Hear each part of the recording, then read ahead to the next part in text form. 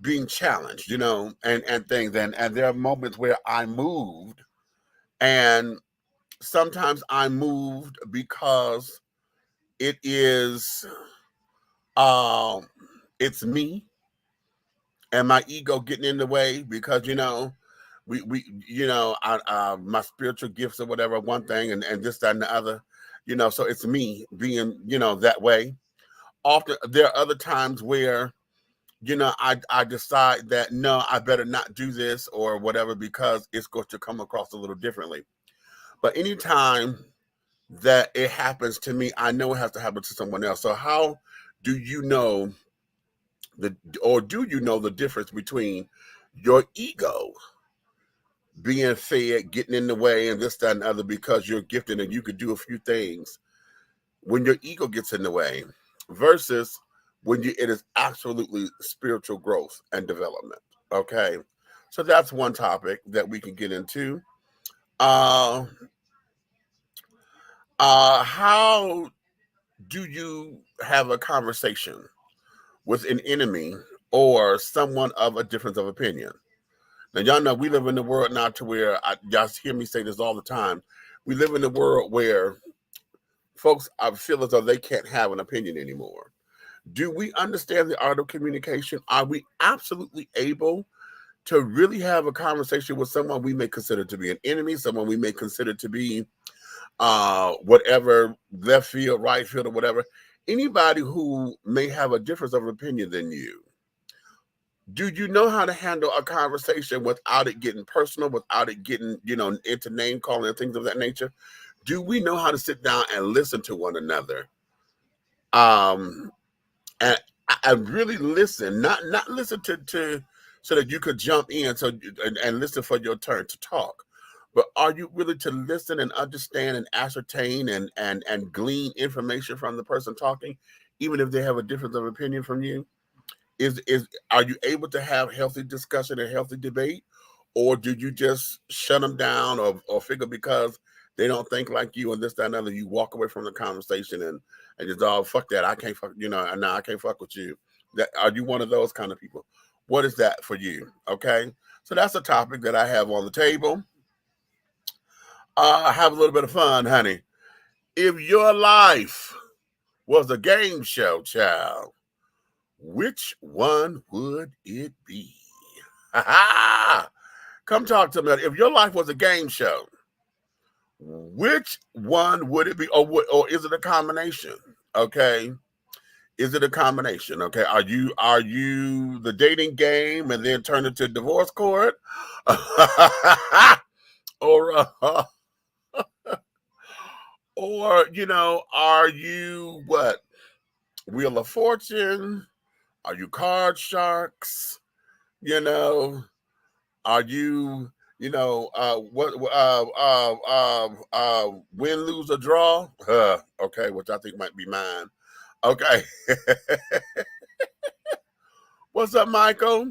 How are you, baby? What if your life was a game show, darling? What would it be? Okay. And then another topic that we put on the table, honey, it's a serious topic. This one is the next two are serious. I was listening to the news today, and we were talking about they have a lot of automobile accidents now. And these damn automobile accidents are being caused by folks driving on the wrong side of the street.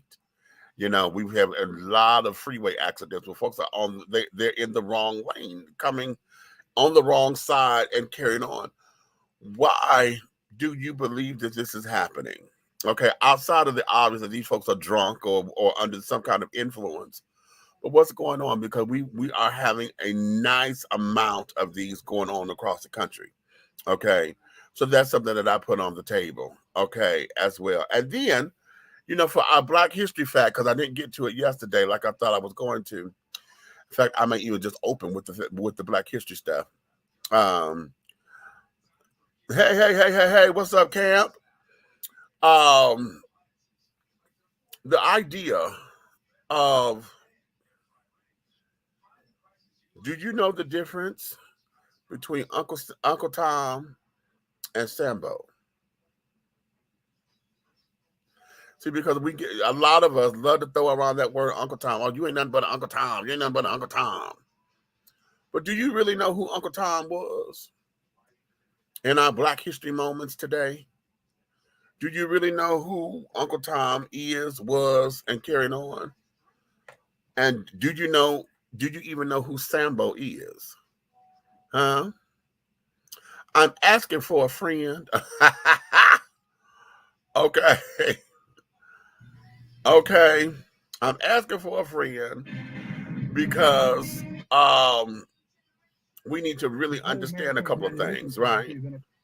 We really need to understand a couple of things because oftentimes we use those terms, you know, we use them interchangeably. In fact, we don't even use Sambo at all. Everybody wants to use the term Uncle Tom as an insult, and you're trying to call somebody a sellout, and you think that's what it is. But I'm about to share with you guys something. This is Dr. Claude Anderson, and I want to share with you how he is teaching this lesson here. Okay, so we're going to open this up.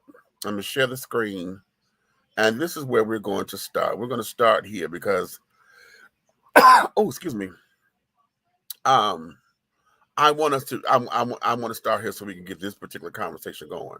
All right, y'all see that? Wait a minute. Let me make sure it's playing. Moving along at the same time, this control system. About 1852, a lady named Harriet B. Stover began wanting to write about it. So she then wrote about the whole thing. She interviewed a guy whose name was Henderson, which you all would know as Uncle Tom.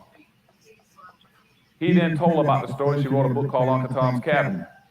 But in that book, contrary to what most people think, Uncle Tom was not the bad guy. The bad guy was Sambo. And so I'm asking you all as my brothers and sisters, please in the future, don't call a black guy who you know is worthless and trifling. Don't call him Uncle Tom, that's complimenting him. Call him his real name, what he's entitled to, and that's a Sambo. Any black person sells his own people out and will do them in, he is a Sambo. Now, what is a Sambo again? Going back to Meritorious Manumission in 1710, the whole conditioning process, the whole brainwashing system, the whole social engineering system says that you must teach black people to see the world through the eyes of whites. You must see everything through their eyes.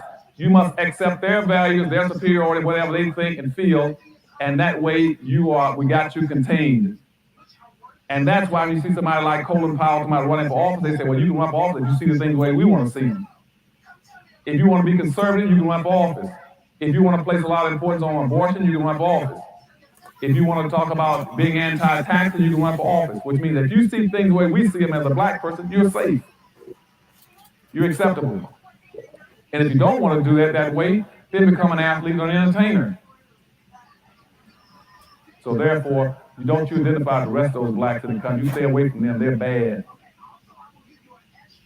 And you start going around and you try to go get a penny out of an athlete and entertainer, do something for the black community.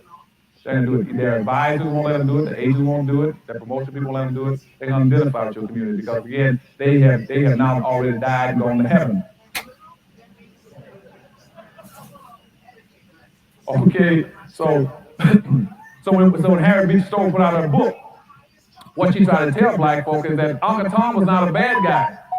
See, Uncle Tom, you read that book, and most blacks, 90% of blacks never read it. They always call another black, he's an Uncle Tom, he's an Uncle Tom. He's not an Uncle Tom. You read the book Uncle Tom was a guy who would not beat black women. Uncle Tom, that book, was a guy who would not beat other blacks to make pick more cotton. Uncle Tom was a guy who would come in and night and take cotton out of his own bag and put it in other black people's bags so they would get whipped in the night.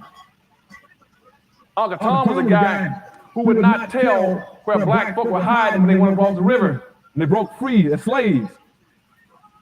But Simon Legree, the white slave master, had a black to follow him around named Sambo, who always says, you show me, give me the right, I'll show you how to trees the coons. I'll show you where they hide. And see, that's the guy. See, his role responsibility going back to meritorious manumission. I told you about we got to protect white folks' property, protect their wealth. He says, I will protect and find it for you. And that's why you read in the movies and books that came out after Uncle Tom, you always had a black guy, a black slave running down the road saying, Master, master, here comes the army, let's hide our silver and gold. And you all said, our? How did it get to be ours? You know, he always want to say something that doesn't even belong to him. And that showed up all through history. And today you got the same kind of personality doing it. And now he's not saying let's hide our silver and gold. He's called himself a conservative. I'm also against affirmative action for black folk.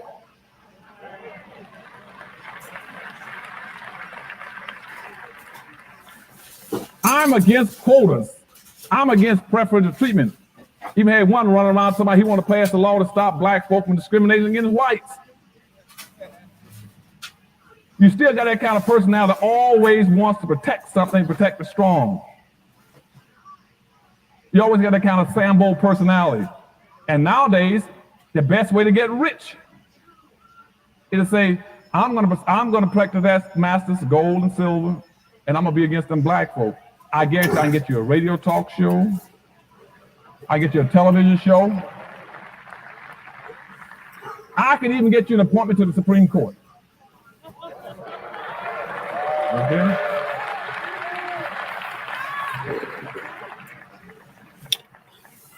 You tell me how many black folk you want to sell out, and I guarantee I'll show you how to make money. Because you see, every ethnic group, every religious group, every racial group, every political group has always made money off of black folk. Okay?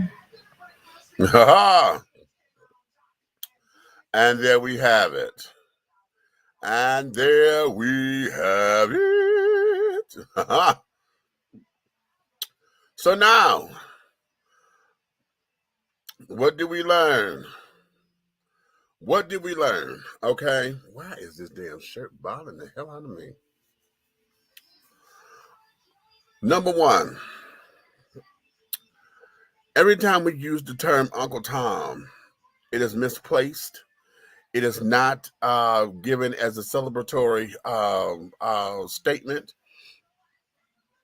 It's used as a derogatory term, and yet that's not what it is, because nobody understands who Uncle Tom really was. Okay, he was the hero. Okay, Uncle Tom wanted to make sure that he was saving his people. Okay, the whole idea of taking the cotton from his own bag to make sure that the other folks don't get whipped. You know, isn't that something? Did y'all see the movie called Uncle Tom's Cabin with Felicia Rashad and Avery Brooks? It's a wonderful movie. Okay, it's a wonderful movie. All right, about how he was a very strong, charismatic man. Okay, that in spite of the adversity of being a slave and being out there in those fields like that, he did not let that break his spirit, and he wanted to make sure that his people were well taken care of. Now, the whole idea of the Sambo, you know, the one who always ran back and told something, you know, always had his hand out, you know, and we all have those kind of personalities in our mix. Y'all know them children. Okay, always got their hand out. They're your friend as long as you're doing something for them. You know, they're hustling, conning somebody. Always got to get the one up because they're right now people. And we could call them innovative and carrying on because they always got a slick little hustle going on. But the hustle don't do shit. It's to get them out of the right now. It's to give them a quick fix. Once they got their fix, what happens? Then they go ahead on until they need their fix again. You know what I'm saying? And so the Sambo is the proper term that we use when we are wanting to insult or call somebody out on their shit. You know, if you call a black person out for doing some stupid ass shit that deals with us selling us out, or and what do we mean by sellout? Because oftentimes I ask this question a lot: the difference between the sellout and the success. Okay, because sometimes most of us think that those who sold out or whatever are the ones who end up taking the they get the white folks' money and this, that, and the other, and they doing all this old craziness. But is it selling out, or is it really a success? But we know the real sellouts. The ones that sit down there and they would sell their mama's damn ashes if it meant it was going to get them ahead of the game somewhere. Anytime that the decisions that they made had no bearing of anybody else in mind. Okay.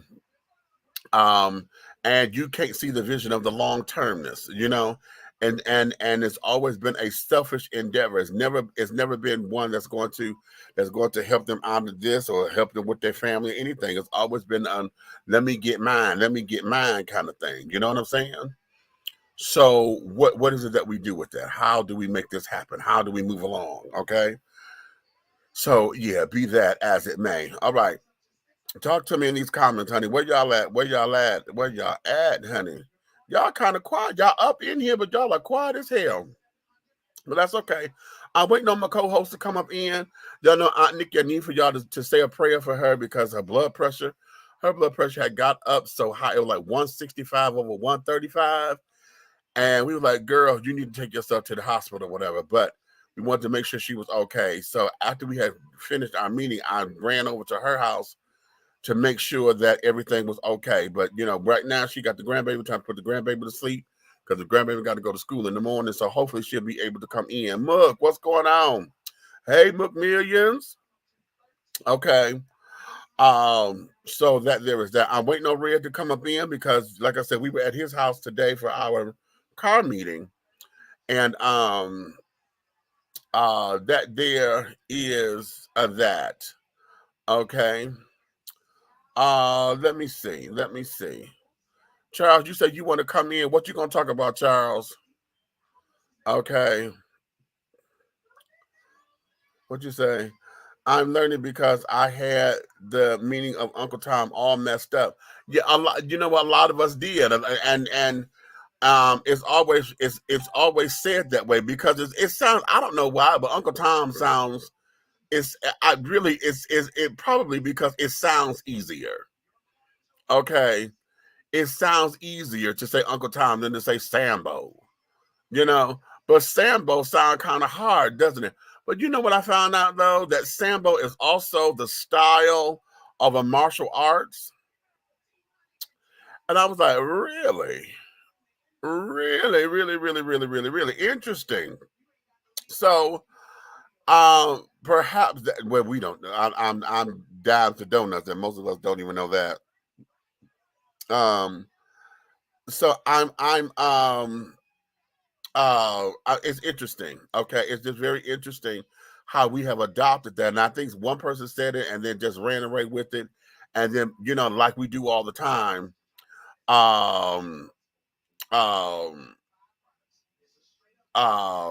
We have not taken the time to do the research. Is what I'm trying to get at. Okay, that it's all messed up. So yeah, so no, the Uncle Tom, honey, is not the epithet that you're trying to throw at somebody, honey.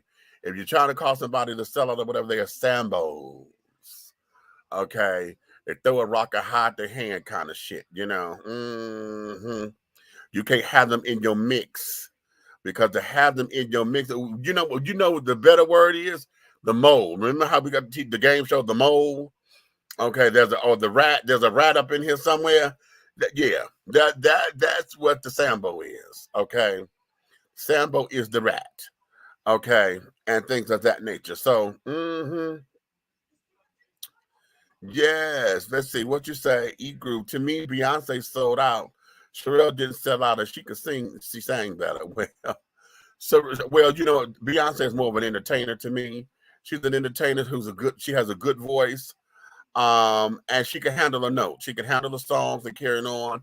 Sherelle is a better singer, but trained and carrying on. She I believe that she is a better singer. But how do you figure she sold out? Because she got the machine behind her, you know? Because see, here's the other thing. What is it about her style of business that takes us over the edge, you know?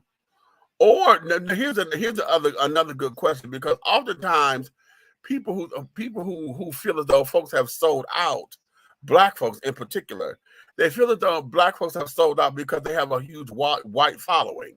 Y'all remember when they did that to Whitney Houston? Right when Didn't We Almost Have It All came out and all of that, and they felt as though her music wasn't Black enough, and she you know, they had accused her of selling out, and she, you know, she basically, for her white audience, she wasn't making music for Black folks or whatever. It's like, music is music. What the fuck are you talking about, people? See, and here's okay, see, we finna hit something. Because one of the things that I really cannot stand is when we as a people, and this is across the board, but I'm gonna talk to my own right now. When we get into this thing of what Black folks can or do and don't do, Black folks don't do that. Oh, you making that kind of music for white folks. You know, music is music. And then on top of it, we have a number of white folks who still believe that Black folks shouldn't sing other kinds of music. That's why the country genre, honey, only have a handful. Well, now we got what, 3 or 4 people that sing country music now. No longer just Charlie Pride. Charlie Pride was the only Black somebody in country music, which they need to do a documentary on. I mean, a biopic, because that would be real interesting to see how he got into his career and how he made money. Because for the longest period, he wasn't considered to be a real singer. You know, now we got, I can't think of we got a Black girl who sings country music now. You know, Hootie and the Blowfish, Darius Rucker, he, you know, he's suspended singing with the Blowfish, and he went into country music, and then there's a couple others.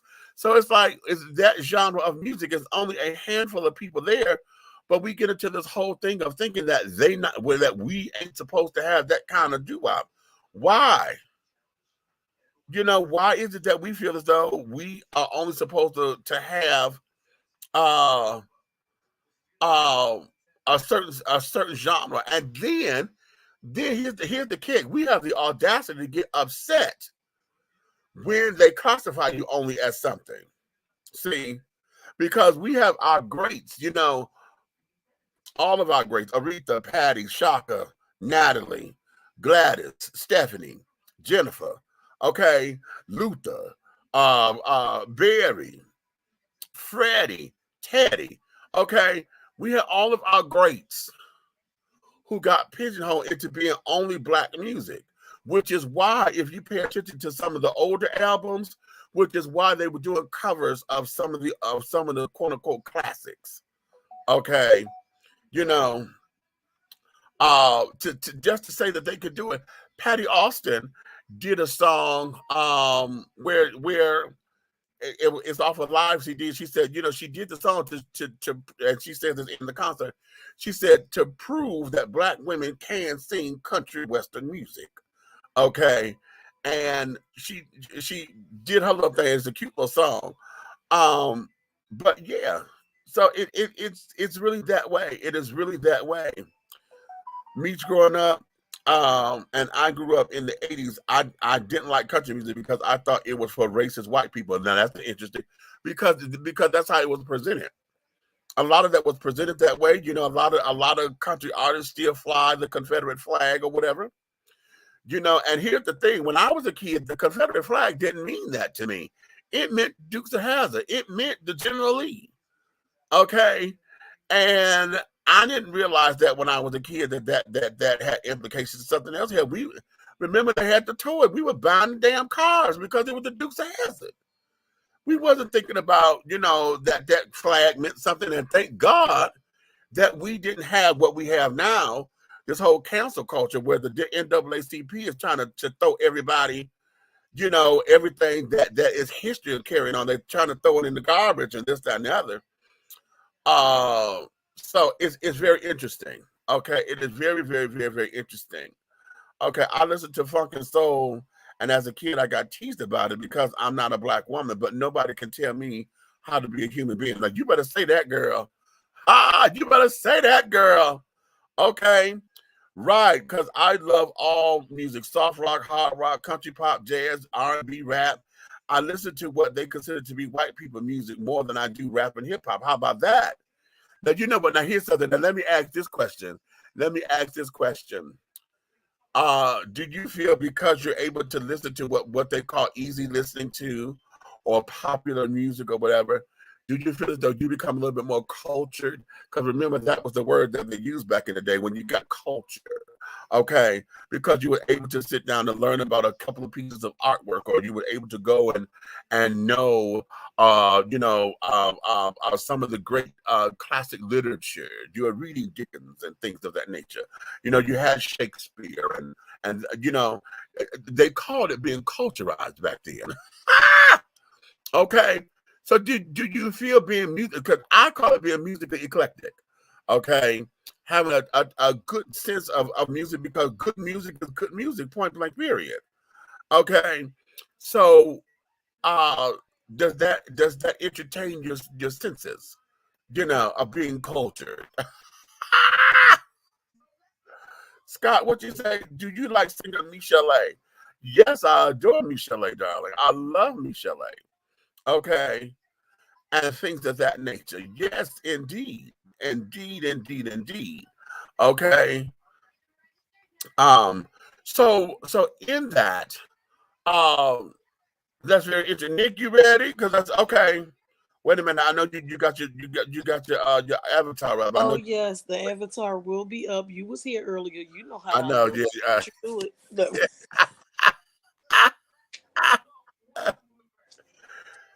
I had to wait till Lily was all the way asleep. Okay. I was thinking about too, when we grew up in the 80s and stuff, remember the radio kind of played a little bit of everything. Right. Like, now we did have WDAS, but it didn't seem like it got that way until nighttime, until it was the Quiet Storm. The Quiet Storm. Right. Yeah, and then on Saturdays, like for us in Philly, we had Lady B. She did the hip hop show. Now Lady B is a damn staple all over the place. You know what I'm saying? Right. If she don't stamp it in Philly, then it wasn't hip hop. But it over time, in the beginning of the 80s, like when we were like 10 to 14, just going to high school, remember the radio just played whatever the hell it played. We ain't no difference. Because everything was considered pop music back then. Everything was pop music because it was what it said, what you just said, the popular music. Right. That's what pop music is supposed to be. What's popular. Right. But all of a sudden, it turned into a genre where if you sung pop music, you wasn't soulful enough. Exactly. Or you might be able to sing, but you can't sing. You can't sing. You didn't come from the church. Right. That's why when you like the thing like with Whitney, like, first of all, I don't give a shit if y'all called her the pop princess, the pop queen. I don't give a fuck. There's nothing that she sung. Hi, baby. Thank you. There's nothing that she sung where you didn't feel every damn note. Exactly. So are you upset that the palm color people loved her a lot? I mean, what is she supposed to starve? Is she supposed to say, I don't want to buy my music? Y'all want her to be like those designers used to say, I didn't make my clothes for y'all?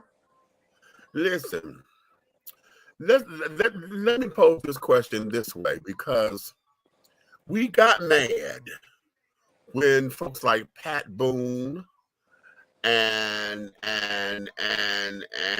goodness gracious, great balls of Jerry Lee Lewis. Elvis Presley even, but Elvis became the king. Okay. But Elvis's career was completely stolen from Little Richard. And Chuck Berry. Okay. And Chuck Berry. Pat Boone was his entire career was stolen off the backs of Little Richard, because he was never but a cover artist. I don't know any Pat Boone original tunes. Me neither. At all. And I know kids, y'all might not know who Pat Boone is, but just understand, if y'all think white people appropriate our shit today, Honey, back then they ain't had no choice. If you ever remember Meech on 5 Heartbeats, Yeah, I knew you were going there. Yeah. remember on 5 Heartbeats, because that is what used to happen to That's what them. yeah. You would sing your song and your song get some traction on your little local radio stations and blah, blah, blah, blah. And the next thing you know, one of these quartets Right. in their little Got me Letterman a sweaters and shit. Cadillac, Yeah, Cadillac. Got yes. me a Cadillac Yep. car. Got me a Cadillac car. Yeah, that one from what you call them too. Yeah. Yeah, okay. Did it to him on That's some Dream did it Girls. to him on motherfucking Dream Girls. They did that a lot, you guys. Yeah. Like, also remember on 5 Heartbeats where they didn't want you to know who actually sung the song, Right. so they Right. wouldn't put you on the cover. Right. If you don't get the hell out In of order to sell black music, they didn't put black folks on the covers because they were trying to get there. That's when they were trying to invent the whole crossover thing. here. Now, what I find very funny is that that's some of the origins of what music is, and then here come with. Now it's interesting because they didn't do that to Dionne Warwick, Right. but they did it to Whitney. And now y'all mad because you feel though her music now is too white. But remember though, but the envelopians, the palm color people did do her dirty when she made the My Love Is Your Love album. I know. That was an album that didn't make as much money. And that album got hit after hit after hit. Right. Fuck y'all was listening to. Even the next, because people don't even realize that she had another song with Bobby. Yeah. If Mook's still in here, she'll tell you we sing that goddamn song. Okay, I yeah. don't think Cole knew what we had something in common was. She knew the other one from the My Love Is Your Love song. Exactly. Right. Okay. Whitney did amazing. Yeah, they said who wants it? Nobody. No damn body, pretty Crystal. Okay. Nobody. Yeah, I love that song. Okay. Baby. I love that song. Okay. Okay. Right. Okay. Did you like Missy Elliott video "Beat Me 911"? I don't think I know the video yet. Beat Me 911. It's old. Yeah, I mean, it's but old, it was got like the classic video. Missy. It was the same kind of, it's Missy. Yeah. It wasn't, when you think of what Missy does, it was that. Okay. So it's always with the Nina McWhite, really. Only other singers would. Today a clip went by, I think on one of my old Instagrams or something, but it was Michael McDonald. I keep forgetting not in love. And they stripped all the music and it was just Michael McDonald. When we was kids, we didn't give a fuck. Right. That the Doobie Brothers was white. We didn't. We did. They had good music. They had good music. They had Taking good to music. Street. What you Now talking you go take it to the street and steal the tune, honey. It is. And it just take you back to that day on what's happening when Rerun was trying When to Rerun was up in there, dropped the tape recorder. Okay. It was good music. Like, I love me some good old Pat Benatar, honey. You bet. Let me tell you something about white folks' music in the 80s. Okay, would you let them know? All throughout our high school years, white children were killing. Yes, Pat Benatar, Simply Red. Simply Red, the Thompson Twins, Bryan Adams, Billy Idol. Who sung Our House in the middle of the street? Oh my God, who was that? I don't know. They like from Ireland or some shit. We ain't care. Okay, we had Duran. David Bowie. Fuck Culture Club. What you talking about? All still while listening to New Edition. Hello. Keith Sweat. Okay. I'll Be Sure. Whoever else. We listened to all of it. Because if the song was good, we didn't give a damn. Exactly. I'm telling you. And you got to think, remember, even Yo MTV Jams. Before they had Yo MTV Raps. They had Yo MTV Jams. Right. Y'all gotta understand, the first person black to ever get on Yo MTV Jams is Michael Jackson. Now think about that. Right. Okay. You had to be the damn king of pop. I don't even know if they was calling him the king of pop back then to No. be able to even get on there. Right. Right. The music goes. It's funny because we can have so many different sides of it when it comes to damn, like those songs that we just mentioned. They were not black sounding songs. Ooh, wait a minute. This girl just went to aha. Take on me. Take on me. Right. Take me on. Now see, all the songs that we were just talking about were not. They weren't appropriated songs. They was regular white ass pop ass songs. We just liked them. We just liked them. Now the Doobie Brothers, not so much. They are the Doobie Brothers, just some soulful sounding ass motherfuckers. Right. But everybody else was in that pop, soft rock type sound, but we didn't care because, for one, like we said, they were playing it on the radio along with the other songs. The other songs, yeah. So you didn't have to feel like you had to choose or you got to turn to the white station. You didn't have to. Right. I think music is music, and whatever the fuck you like is what you like. Remember we had that conversation the other show when I said there are times when I do think they appropriate our music, but for some strange reason, I do not feel like the artists that come from the UK or from Ireland and stuff like that, I don't think they appropriate our music. I think they appreciate good music. They appreciate. See, you know what? Because of our cultural differences, overseas artists, and I learned that when I had Melba Moore here on the radio show, Melba said that. She said, you know what? She said, even though they're not playing us over here as seasoned artists or whatever, and now we have to find radio play. She said, I have to go to where my audience is. And right now, my audience is overseas. It's overseas. They're still playing the old stuff. They're still playing it. They do. Okay?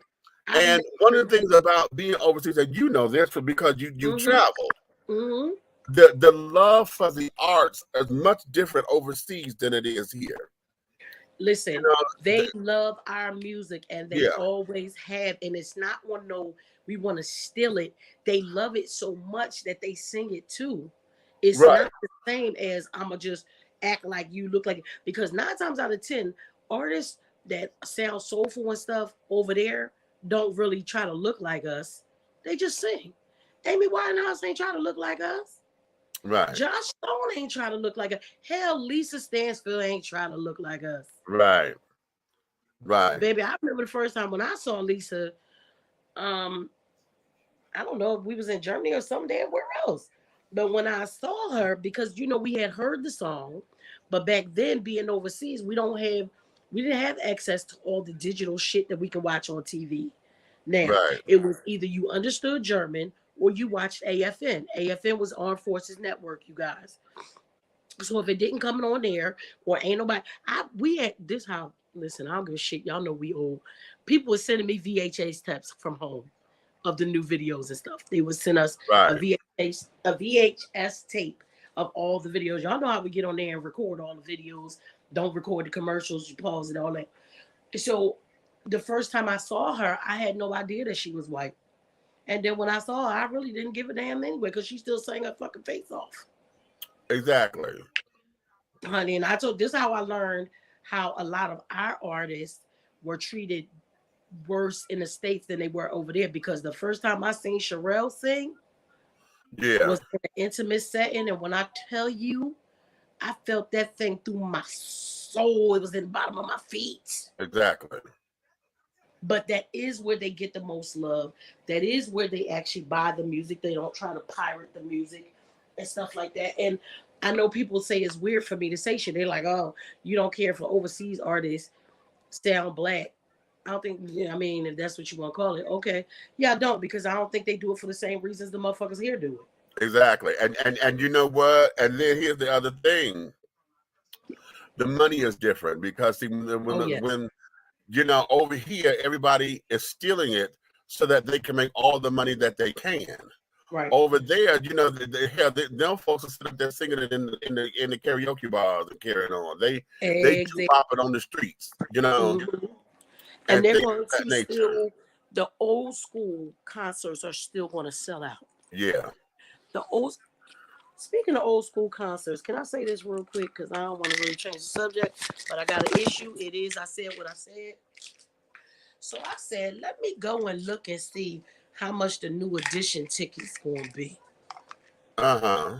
Because you know Uncle Charlie on there too. Yeah. Baby, seats on the floor, $1,000-something a piece. I'm not going to no State Farm, at the State Farm Arena on the 22nd. Baby, I'm not sitting up in no damn rafters for no damn body. I can watch you on TV to do that. But like $1,200 and starting $1,200 down around in areas that you and I are used to sitting in. Okay. Hi. $1,200? Baby, I kept scrolling up and scrolling because they start at the top. At the top, it's like $100 or something a ticket. I said, okay, let me see where this is. That shit was at the top of the State Farm Arena. I said, I know the fuck you lying. Girl. And I kept scrolling and scrolling and scrolling. When I got down to the seat, like I said, in the seats that you and I are accustomed to sitting in. Right. Baby, you could tell. We need to find somebody to give us some backstage passes and stuff because I can't afford it. Listen, you know what? Here's the thing, because y'all know on the 12th, honey, this coming Saturday, my mama, my little big sister, and my TT gonna be on the same motherfucking show. Oh, you talked about that before. Oh, fuck. How much is those tickets? Those tickets, when I look on the floor where I want to be. You heard me say the seats where we're accustomed to sitting. Yeah, where I want to be, those tickets were like $550. Now, see, even though I don't really have it like that, but right. I can see that. But I'm looking at the billing and I'm like, okay, okay. And now for the cheaper tickets or whatever, the little $100 tickets and things, which is what I'm used to paying, you know, they're not in my favorable section, but they are on the floor, but they're too far back for me. Yeah. You know, for that bill, for that deal, I need to be in the pit. Right. You understand? I need to be in the pit. If I can't get in the pit, I need to be that first seat, that first section out the pit. Right. Okay. You don't get that. Like, and then I feel like it's a waste of my money to go and be far back from something. Yeah. Yeah. Okay. I had when I was a kid, honey, when I went to 2 New Edition shows in one damn day. Because my mammy and my daddy had bought me tickets for the show. Okay. I want that kind of feeling. I said, "Oh, the devil is a liar." I guess I won't be doing that not this year. And then on top of it, they down in Louisville, Kentucky. That show is not coming here. Oh, at all? No. Well, Mama coming. She's gonna be in Macon. Mama coming. For those of you who don't know, when I say my mama, my sister, my TT, this show is Patti LaBelle. My TT was Gladys Knight. Oh, Gladys Knight. I thought you were talking about Aunt Dion. No. That's Big TT. Oh. Okay. Gladys coming? Oh my God. Gladys, Patti, Gladys, and Stephanie Mills are on the same show. He's leaving. Baby, I need to see TT sing that live. Listen, I'm telling you, like I know. I've seen Gladys sing live, but it was in a play. Because she did. She did a few plays. I remember I seen some of them. She did a Smokey Joe's Cafe. And I took my mama to go see that at the Fisher Theater in Detroit. And that's going to be a hell of a show. And I'm mad.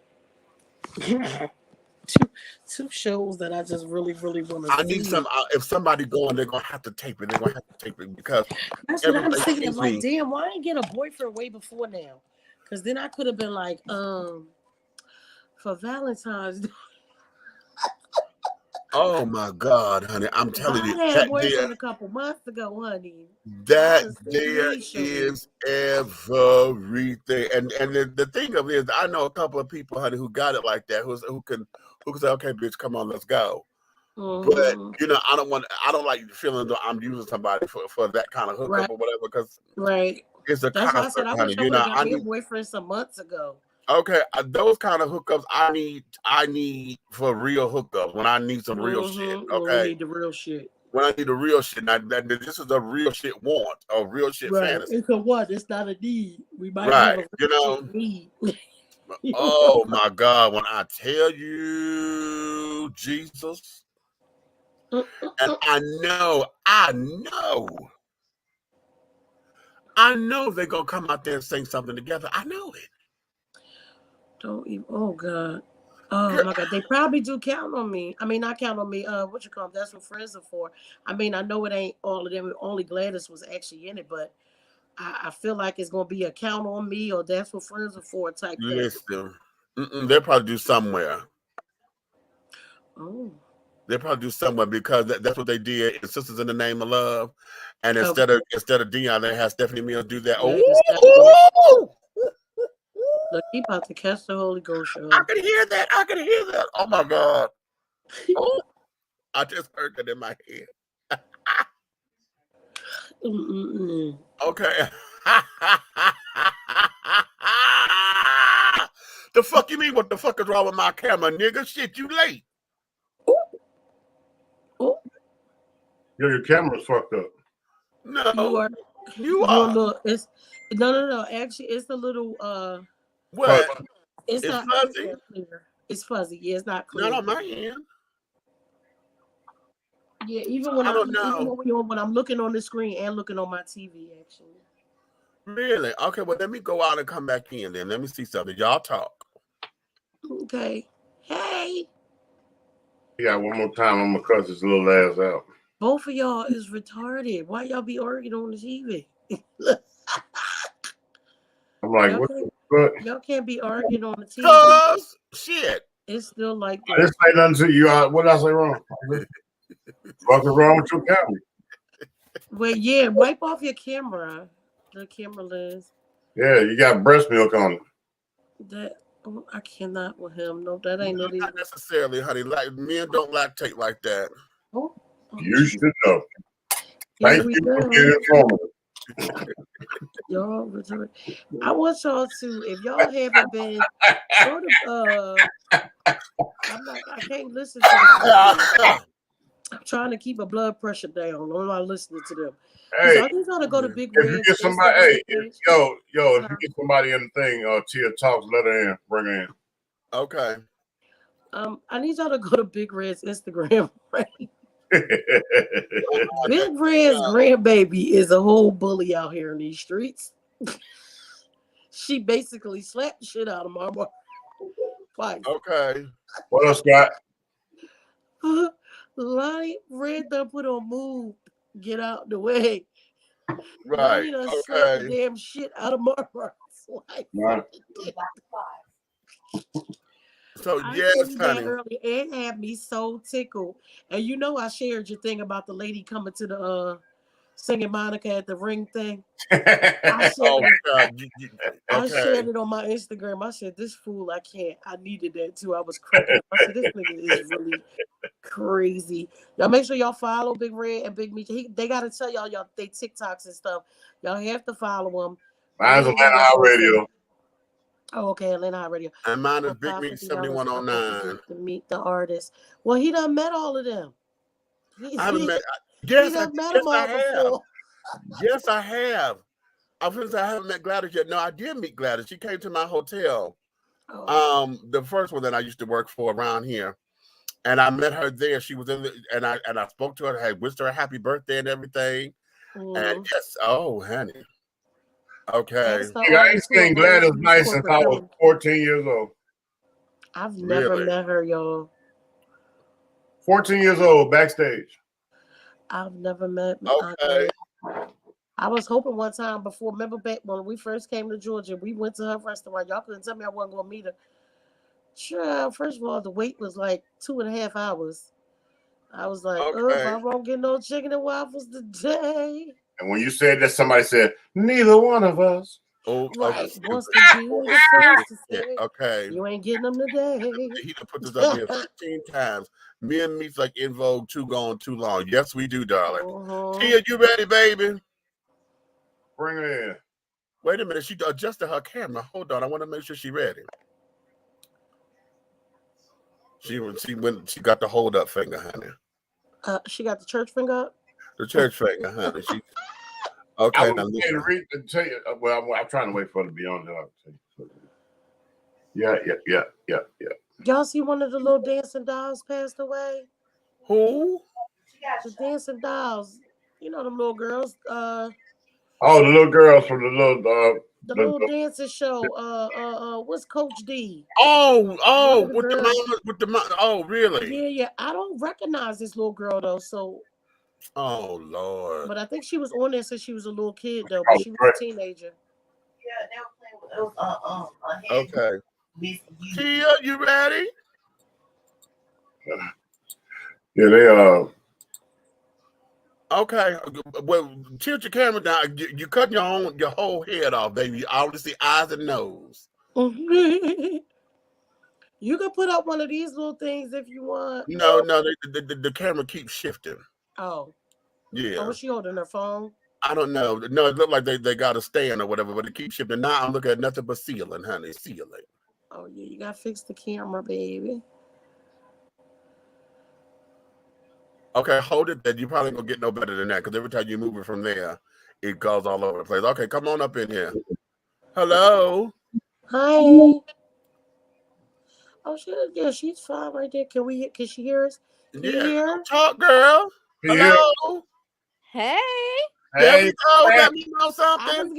Hey, it's so low I can barely hear. Well, turn it up, baby, because we loud as fuck. It is up. I don't know how to work this stuff. Oh, Lord. Girl, turn the volume up on your phone. It's already up, but it just sounds so low on here. It's okay. Well, anyway, the reason I was late because she has a show that she does called Tia Talks. And tonight was Would You Date a Stripper? So I had to go on there and contribute my opinion to that situation. Oh, Lord. You let him bring his foolishness to your show? Oh, yeah. Y'all should have told us. We would have came in earlier. This is like my insight. I gave her my insight, you know what I'm saying? I keep it 100 with her because she's from fresh new show. So, you know what I'm saying? I'm going there and I want her to come on here. So people can know how to reach her, go and click in and see her because she had topics every day, all day, and they'd be decent topics. Matter of fact, Meech, this is the topic I told you I had about the child support thing from male and woman, man and woman. Yeah, that's where I was at. So okay, well, you know, but let's do this, darling, because this over here on Sundays I said what I said Sundays, and with you being the guest, honey. We're gonna take that topic. Would you date a stripper? We're gonna bring your show topic over here. Yeah, we might as well bring it on over here, honey. We're gonna bring your show topic over here. Okay. I ain't date no damn stripper because most of them strippers they don't like women's.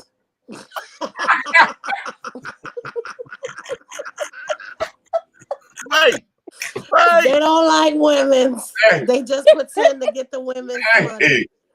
Nikki, you don't like a little fish with your steak? No, not at all.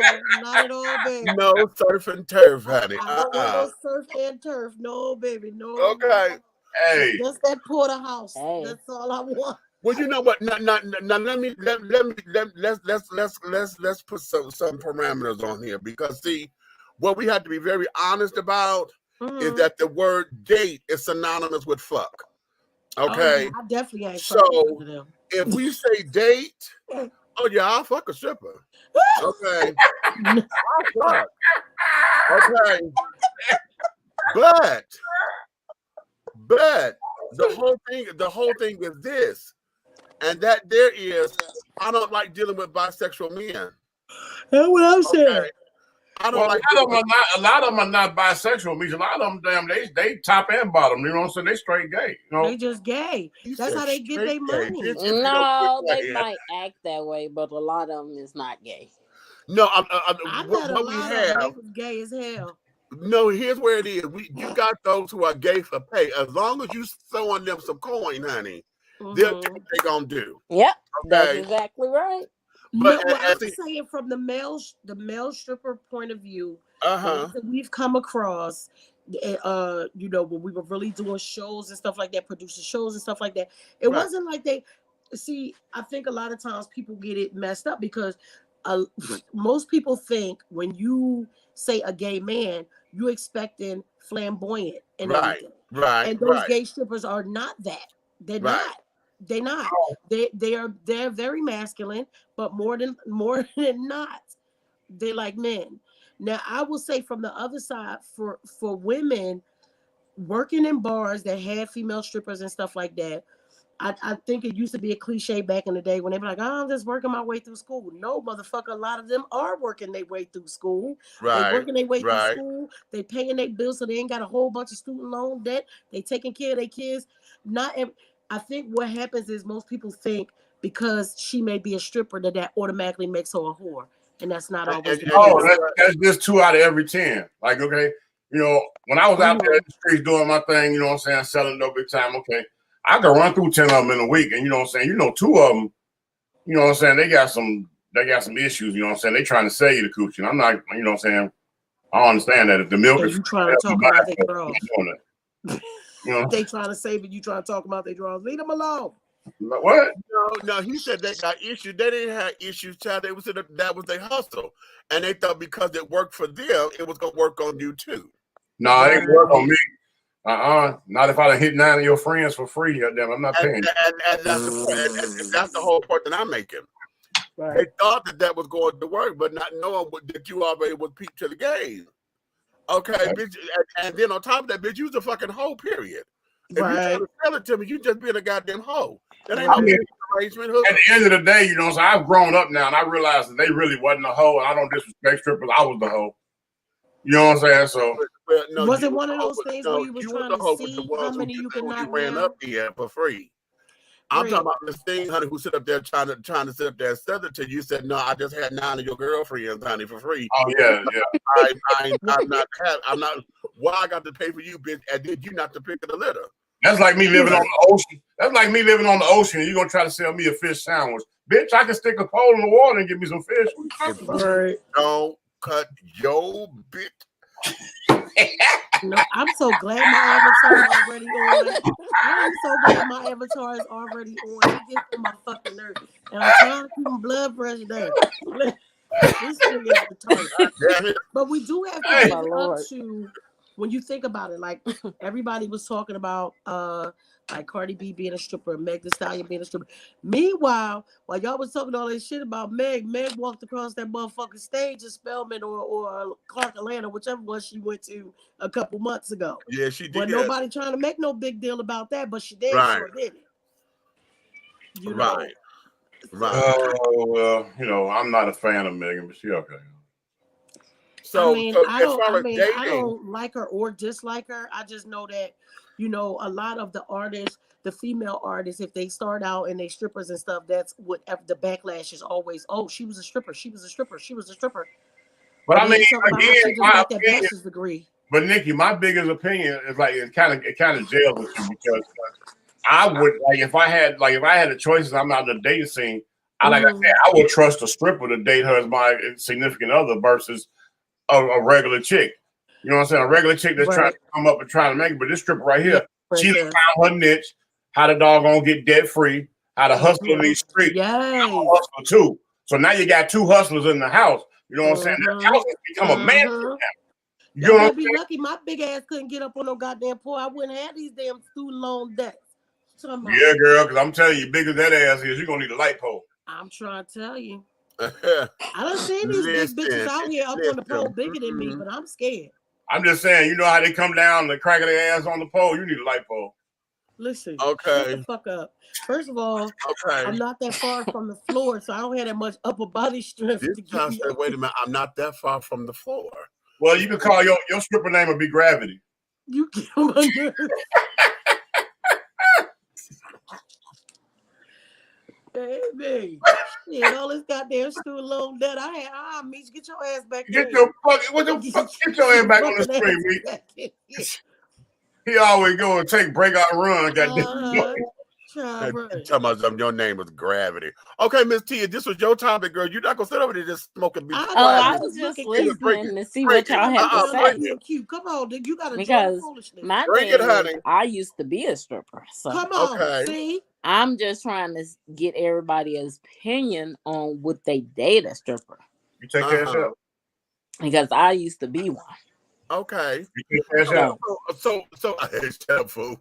He gets on my fucking nerve. That's why I asked her, did she let him come on her show? So now, okay, so in your experience of dealing with the children, honey, and carrying on, what was that like for you personally in trying to have a quality date or trying to have a quality man? Uh-oh. Well, with my experience, I met someone in the club, and then I stopped dancing for that person. But then I went back, and then it didn't go too well because they brought in that thing. Oh, I don't want nobody to see what I got.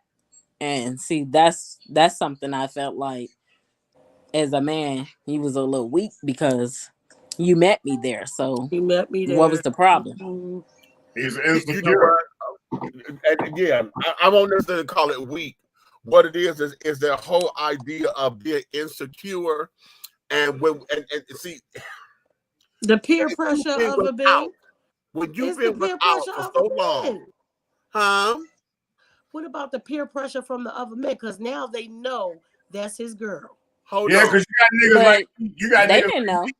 They didn't know. But you got niggas like me that would find out. You know what I'm saying? And if you ever stepped on my toes, I'm gonna be like, yo, bro, your shorty got a fat old ass coochie down there working at the club down. You know? Yeah, we is the pettiest squad on the planet over here. I'm gonna just do that on purpose. Yeah, all of that is being. I could have not even seen her. I just know she danced there. So that's what he worried about. All that is being vindictive, and usually you see motherfuckers who do that shit do that just to break his damn confidence down. But he cheat for the petty squad. Yeah, but here's what you missed it when he said, "If you step to me and you know get out of pocket, then that's my ace in the hole." Right. Okay. But the thing of it is that most of us as human beings, if you have gone without dating somebody for a long time or whatever, you finally found your Mr. Right or Miss Right or whatever. I don't know what the fuck this is that we do as human beings, but that whole idea of attachment and obsession takes over. Okay. Because we want to claim, oh, this is mine. This is mine. And just like she said, you know, okay, I gave up my livelihood for this motherfucker. Then I need to get my hustle back because it's like, okay, no, we got to make these ends meet. Right. Okay. And then you sit up there and say, oh, I don't want nobody to know what I got. Motherfucker. But then you need to be able to provide every damn thing. If you don't want nobody to see you don't want me back in here, but I know I can make my goddamn coin. Then either you need to step up to the plate or nigga shut the fuck up because this is where you met me. Right. Yeah, match the pot. Right. Because, okay, you know what? I'm gonna be honest with y'all. I'm not gonna give titlements. I'm not gonna give names and all that. But what I'm going to say is this: the individual that Miss Tia is speaking about actually came to me and asked me what I thought about it. I remember this conversation years ago. Okay. He came to me and he asked me like, "Yo," and this is where we were cool. He's a good guy, you know, at the time. You know what I'm saying? But then we fell out right after this conversation because he said to me, "Yo, what do you think about it? Like, how would you feel about such and such, such and such?" Back then, I was in them streets. You know what I'm saying? I'm slanging, I'm a hustler. So at the same time, when you ask me something like that, I'm turning around and be like, I don't see what the motherfucking problem is. You know what I'm saying? She bring that motherfucking cake to the house. Right. Good. By the time she get home, she's slick motherfucking ready. For me, I'm going to knock it down. Exactly. Then you better be there to drop her off and pick her up when it's time to go. What the fuck? Hey, my thing is this. She bringing the money home and she bringing the honey home. Nigga, you winning. What the fuck is that? Red. Now wait a minute. Let me tell y'all this. When we was in Germany, right? We went to one of the like male shows, right? Okay. And one of my friends, her husband used to dance when they was, when they wasn't at work.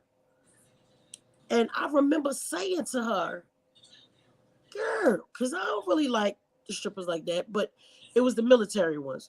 I said, girl, how the fuck you let him do? Because when I tell you this nigga was Adonis. Do you understand me? I said, yeah, this nigga, she's because he's probably one of the few that I met that probably didn't have an attraction to me.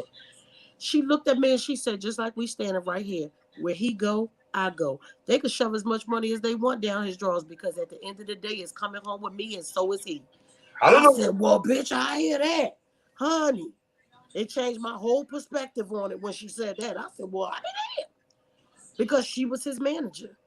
How about So that? therefore, You know what? Ooh. Therefore, there wasn't any room for the bullshit. Because wherever he was going to go, she was going to go. Right. And then you ain't got no time to do nothing else because you're still in the military. So, bitch, if she with you with all you got there free time, Uncle Sam got the rest of the time. Hey. Let me ask this, Tia. Would it have been better if you had dated a male dancer? I don't know. I just figured that if you was on the same mindset as me, is get the money, and we gonna work as a team. You don't have to be a dancer or not. You just know that we finna get this money together. We finna make this money together. And I still have that same mindset. Hey, we gonna get this money together. If the opportunity presents itself, we gonna get this money together. Like my guy that I'm with now, like we gotta understand them. If present itself, we is gonna get the money together. Okay. You don't have to be. I don't feel like me dating a stripper would have been any different, but I just feel like you got to have that same mindset. We gonna get this together. It's the same thing as the equally yoked thing. I'll get out of my head because I was just ready to go there. Because it is that if your hustle got to match their hustle. You always see when there's one person who's so complacent and nothing, and then the other person is the hustler, that shit ain't gonna never work. It's not gonna work. You know what? But when I was over on her show a while ago, she said something.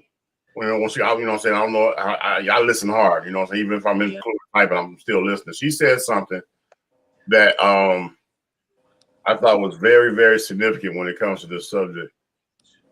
You have to, how can I say if she's working, you're dating a dancer or stripper or whatever you want to call them. If that's your significant other, she's at work.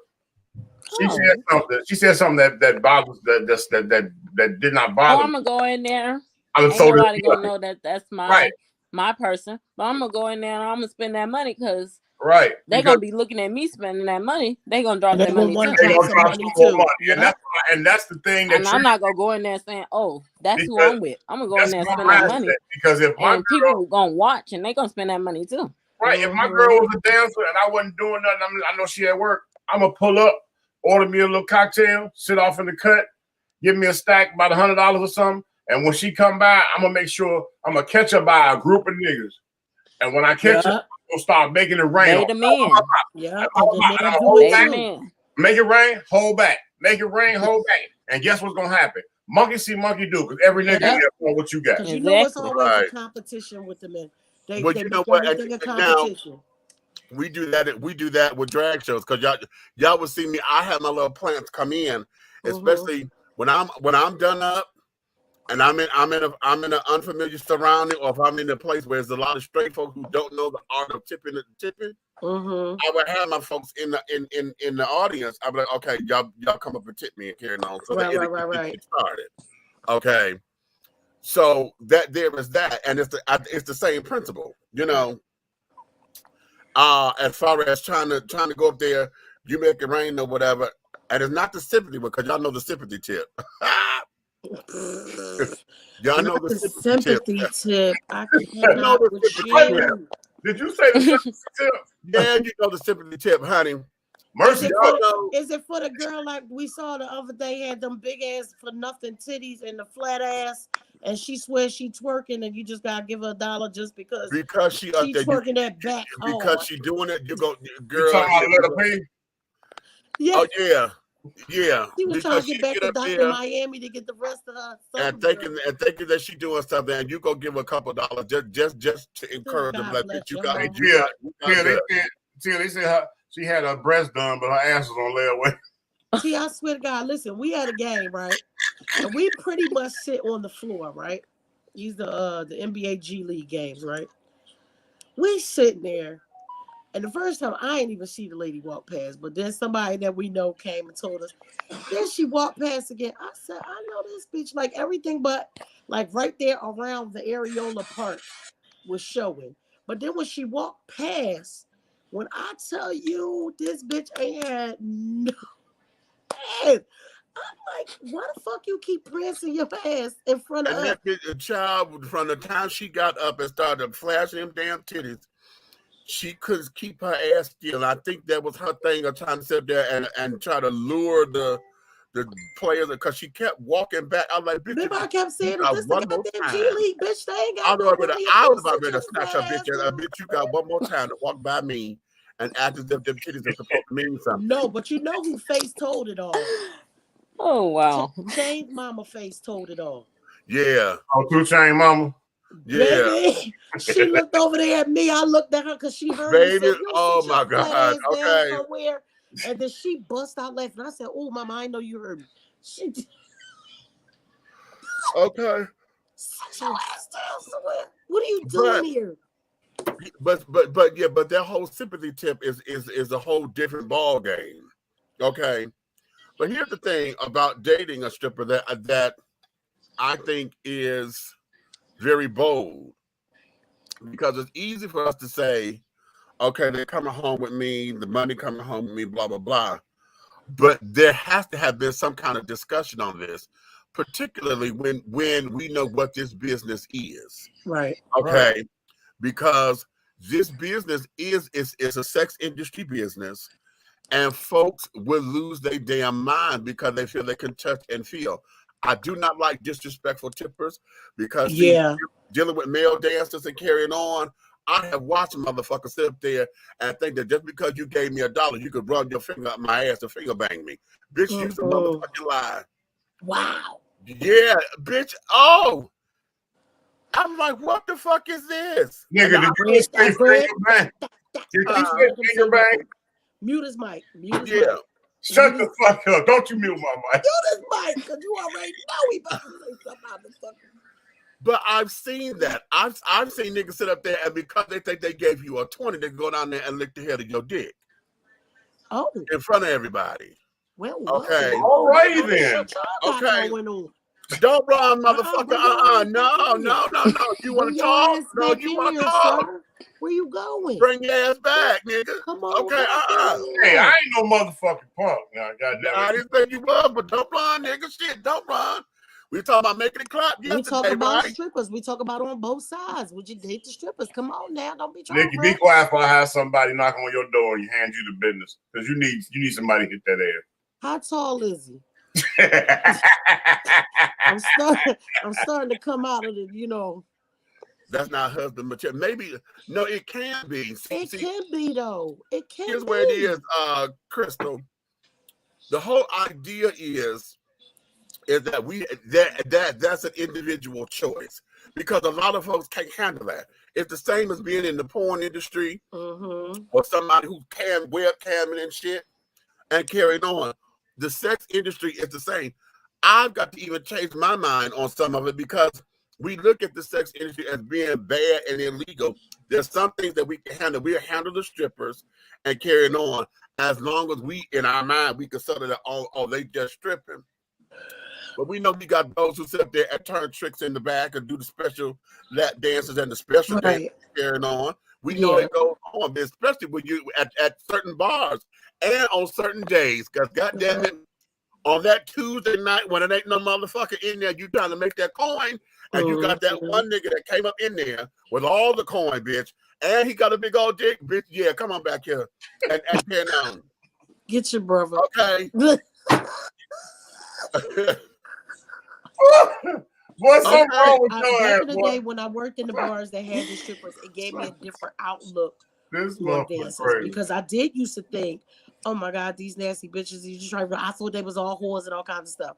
Start working in the bar. What's wrong with the strippers, and to find out like these are some cool ass young ladies. They trying to take care of their kids, that came out of bad situations. They just trying to get their money.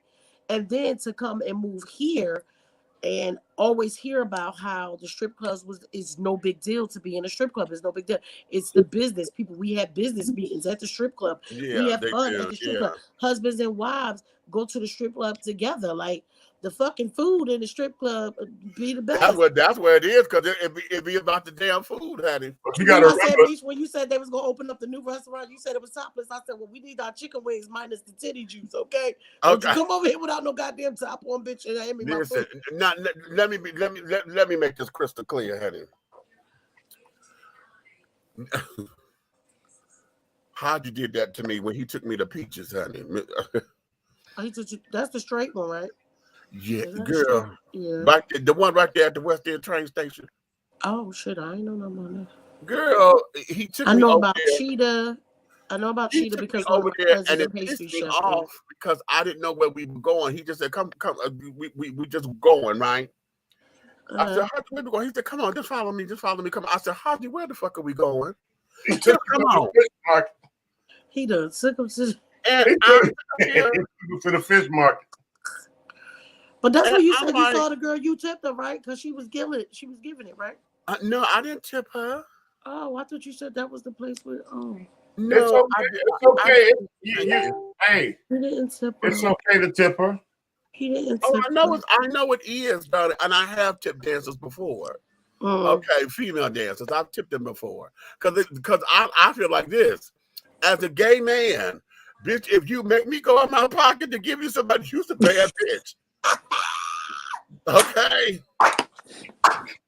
Listen, and the fact that you gotta respect the artistry of you's a bad bitch. You hear me? If you make me go in my motherfucking pocket and want to give me my money, bitch, you's a bad bitch. We gotta you instantly become my sister. Bitch, that's my motherfucking sister right there. That's what's up. I ain't tipping no nigga though. We have to listen. We gotta understand the artistry of what it is now too, because it ain't just it ain't like back in the day when you think of a stripper, she just wiggling her ass in front of everybody, taking off her clothes, and then everybody just throwing the money. When Cole and them came back from King of Diamonds that first time in Miami, and she said, "Mom, they was flipping from the ceiling, and then it was a midget, and it was." She said it was amazing. I thought I was at the circus. Yeah, KOD Miami will change your motherfucking life in the strip club. They came back and they were so excited. It wasn't even about seeing just dancers strip. It was they was like, "Mom, it was a whole show. I thought we was at the circus." I went in there. Hey, Nikki, I went in there on a Saturday night by accident, headed back to my hotel. One of my homies, we're down there doing some work. We headed back. I look on the side of the highway. He driving. I look over and see this shit lit up. And I said, King of Diamonds Land. I said, nigga, get off. He was like, what a minute. I said, yo, get the fuck off the highway. And I said, is that the King of Diamonds? King of Diamonds? He was like, yeah, man. I said, let's go. Let's go. I don't give a fuck about tired, work all day. Let's go. So we went over there. He said, well, we're going to go in here and have a beer just so we experience and see what it looked like. 4 hours later. 4 hours. Right. Hey, I was up in that motherfucker, goddamn it, talking to the bank. Release, raise. I said, you'd have thought Cole and them was little kids again coming from the Soul Circus. She was like, they was flipping from the ceiling and doing all kinds of stuff. And then she came down to Poland. But she fucked me up when she was like, and then the midget lady, I said, you can't call them that. She was like, well, you know what I'm talking about. They just was. Listen, my son took me to, what is it, phase 2? Yeah, because now it was phase 2, because that's the second bar. And it was lesbian night. It's always lesbian night. It was lesbian night. That's why he liked it. It's lesbian night every night. It's lesbian night. Okay, well that's cute because that's my. I know the owner, and she's a lesbian. Okay, cool. All right. So my son, he took me and my baby daddy. He's like, y'all got to come with me. And I said, okay, all right. So we said we would go. Wait, Kieran took you? Yeah. Lord, he probably was in the corner cracking the fuck up too. I miss my baby. But he took us because it was this one particular dancer that he wanted us to see. She was dancing that night. Okay. A big girl, and I can't think of her name right now. But when I tell you that bitch put on a motherfucking show. Okay. She had a little pool and shit and carried on. And when I tell you that bitch put on a motherfucking show to where it made me want to, I was like, okay, wait, but let me get up, let me put a face on and some hair, because I was about ready to MC. Like, bitch, we could take this on the motherfucking road. But wait, he was about to change. You was about to go from Meech to Samantha. She was doing that good. Listen, I was ready to put a troop together, but like, bitch, we finna take this act on the road. Okay, but that's the kind that there is the type of entertaining as far as dancers are concerned that I'm into. Now, as far as male dancers, of course, you know, well, hell, as a gay man, I'm there, you there to sell sex, honey. So you swinging your dick, that don't impress me, honey. Okay, because that's what you're there for. That's your job. You're on that stage because that's what they pay you to do. You want me to pay you to do what? Bitch, you need to make me hot. If you ain't making me hot, bitch, you ain't getting no money. So Tia, so when you went back to work, and it was it a big deal? Like, was it said before you went back to work that wasn't gonna work for y'all, or? No, I just like basically stopped going, and then I would like he really wasn't checking up on me, so I would just sneak and just be like, I'm gonna be at my sister's house, and I just go and stay at my sister's house and be like, I was at my sister's house, and really I was at the club dancing. But would you be at the same club that he knew you to dance at? Mm-hmm. Yeah. Oh shit, girl, he sent you. I was working there like 7 days a week. Hey, be honest with you, that area, shit, I accidentally found out. I went in there with some friends and accidentally found out. Shit, I didn't know. Okay, so what made it come to a complete halt? Was that the ultimate thing about the dancing? That pretty much was it, because of course I carried a bag, and one night I was coming in the house and I snuck the bag in, and I like set it on the side, and then I eventually tried to put it in the closet, and he like went through it and started ripping the clothes and ripping the money. I was like, hold the fuck up. Don't be ripping up the money. I made this fucking money. Right. Don't rip the money. And that's pretty much how it ended. Girl, I'd have been at the ATM. But my thing is, don't be ripping the money. You can rip the clothes, but shit, he was trying to rip the money. I'm like, oh no. Yeah, that's crazy time. But a lot of that. I had plenty of times because even after that, you know, I done put on little shows like I'm ready to say she goddamn was the pool, and you know, I instructed. Yeah, but I'm talking about the times that you put on the that you hosted the male dancers. She has. Oh yeah, I used to do promoted. Took over the club and promoted all male dancers at a female strip club. Oh, you know, okay, the female strip club. That's the. Yeah, she got rid of the females at night, and it was all niggas one night, and she did a good job. Okay, awesome job. I did that like 3 times. You know what? And now I'm ready to get me the male review going. I still want to get back into that because see, at one point in time, it back home in Detroit, it was apropos for a drag queen to be the host of a dancing night. Okay. Yeah. And we had our boys or whatever, and this, you know, it was the whole big old thing. Now, I like a certain type of dancer. Okay. I like a certain type of dancer. And so if I were to create a troupe, honey, number one, it would have to be, it's going to be twofold. I know what my audience like, but then again, I know what I like to see dancing. You know, and most of the time, what I'd like to see, especially for the kind of audience that I'm going for, this is what I want to need. Okay. And then in that, you got to have enough to have rotation, because I need one group for here and one group for here, because see, like, there's an audience that I need chunky boys over here, so we get all this chunky money. Okay. And then I need another set over here, so we got the body beautiful children, you know, that's sculpting and carrying on nice big old muscular ass, you know, cute tight thighs or whatever, honey. Okay, not necessarily need a sock for the dick, but you know, it's cute. They got a cute little package. Yo, okay.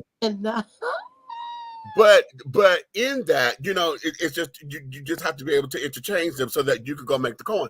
Because see, I'm gonna be the only bitch there till I can throw my hair, you know, do a little lip sync number, honey. Take my titties and throw them at everybody, and then you know that'll be cute. And then y'all know I love when he do that. If y'all ain't never seen Samantha Stevens' Divinity do a show. Oh, when yeah. that So titty come out. that there is very interesting. That's very, Yo, very, He very almost ain't do it last time I read, so I was even more. We did a show. We did a show last year for the car club where we had a drag show. And this motherfucker threw a titty at me across the room. Did you catch it? Listen, motherfucker hit me upside my head. He did it one time before at a show, and I was watching the show, and I called him. I said, "Motherfucker, did you just throw your titty at somebody?" I sure And he did. said, "Yeah, because they had got lopsided in the thing. He had danced so hard and stuff that they got moved around. So that night we was having such shit was just happening the night that we all had our show." And I said, "Well, can you just throw your titty at somebody? Just throw your titty at somebody, because we need to have some enjoyment out of this shit." That titty came out right at Red. I was so happy. That just made my motherfucking night. I swear to God. That motherfucker clocked me with that titty across the room. Boop, right. Okay. So it takes us and carrying on, but the whole idea of dating, yeah, but we said date versus, and that's why I want to clarify that date. Do you feel like that's across the board though? Because when I feel like if I'm gonna date somebody, I don't mean I want to fuck them. I ain't getting them shit. But see, I want to clarify that, because even though date is synonymous with fucking, a lot of folks think that they cannot go out to have dinner and this, that, and that on an actual date with a dancer. Because like we just said, honey, if I'm at work, I'm at work. When show's over synergy and I'm going home, and I'm out of the sexy stuff and putting on some regular, going out to have dinner clothes, That's not true. Okay, how can I say this? At the time that Tia was working at the particular spot that she was just speaking of, there was a short girl, a real pretty girl worked there. Her name was Dana, I think.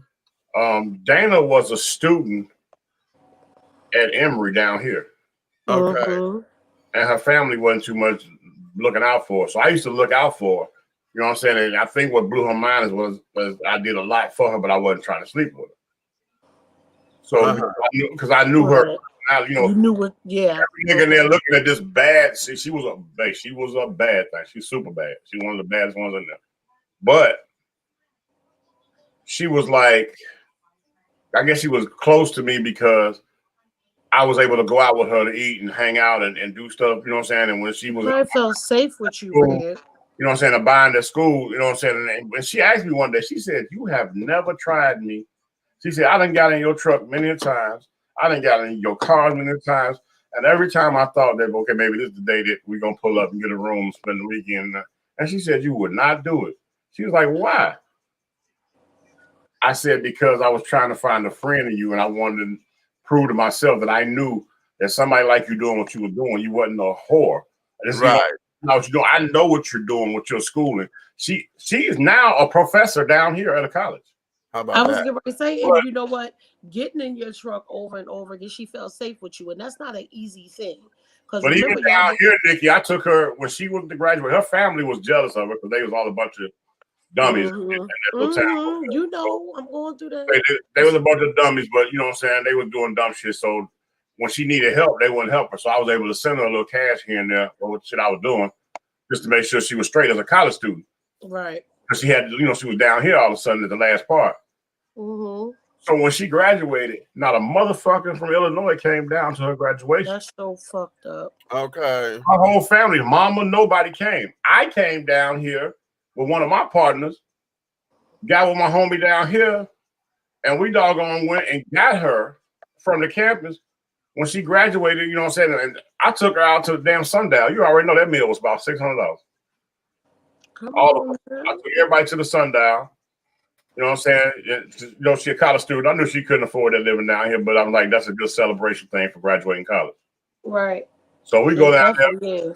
We did that, hung out, had a few drinks, kicked it, you know what I'm saying? And then I was there that night. I let my boy drive the truck, and me and her just rode in the back. We just got chauffeured the whole all around. Got chauffeured around. That's so cute. So, but then when it was over at the end of the night, she still had, she was talking to me later on, after like she still thought that at the end of the night that's what was going to happen. that I had a room set, and we were going and all that. But that's probably what everybody has always approached her with. Exactly. I take her straight home and told her where we was having breakfast at the next day, and I'd be to pick her up. That was it. So you make sure the man that you sent to my door had that kind of mindset, okay? No, he coming to get you. Need somebody to hit that ass. He coming to get you. Look, you gotta feed me first. A couple times. He gotta feed me for a while first. Then I'm gonna just. But at the same time, this is why I was able to doggone by knowing her and knowing one of my best friends from the area that she's talking about, working the same place. Her name's Tamika. One of my best friends that lives down here now. You feel me? Okay. You what, Fabian? But one of my best friends that live down here now, you know what I'm saying? She was a dancer there. And she used to be so, I guess she was pushy because she dated a guy and then everything. He was in the streets, right? Yeah. But he trusted me around her because he knew I wasn't trying to mess with her like that. Right. When I was up there that time, everybody see me with these females and everything. They thought I was messing with all these females, and I wasn't. I was in a safe haven. You hang out with nice looking girls or whatever, you know what I'm saying, and go your ass on home. That's really what I did. That's how I stayed in the streets. And a lot of times too, Red, without people actually knowing it, what you was doing was letting other niggas know that they wasn't to be fucked with. Pretty much.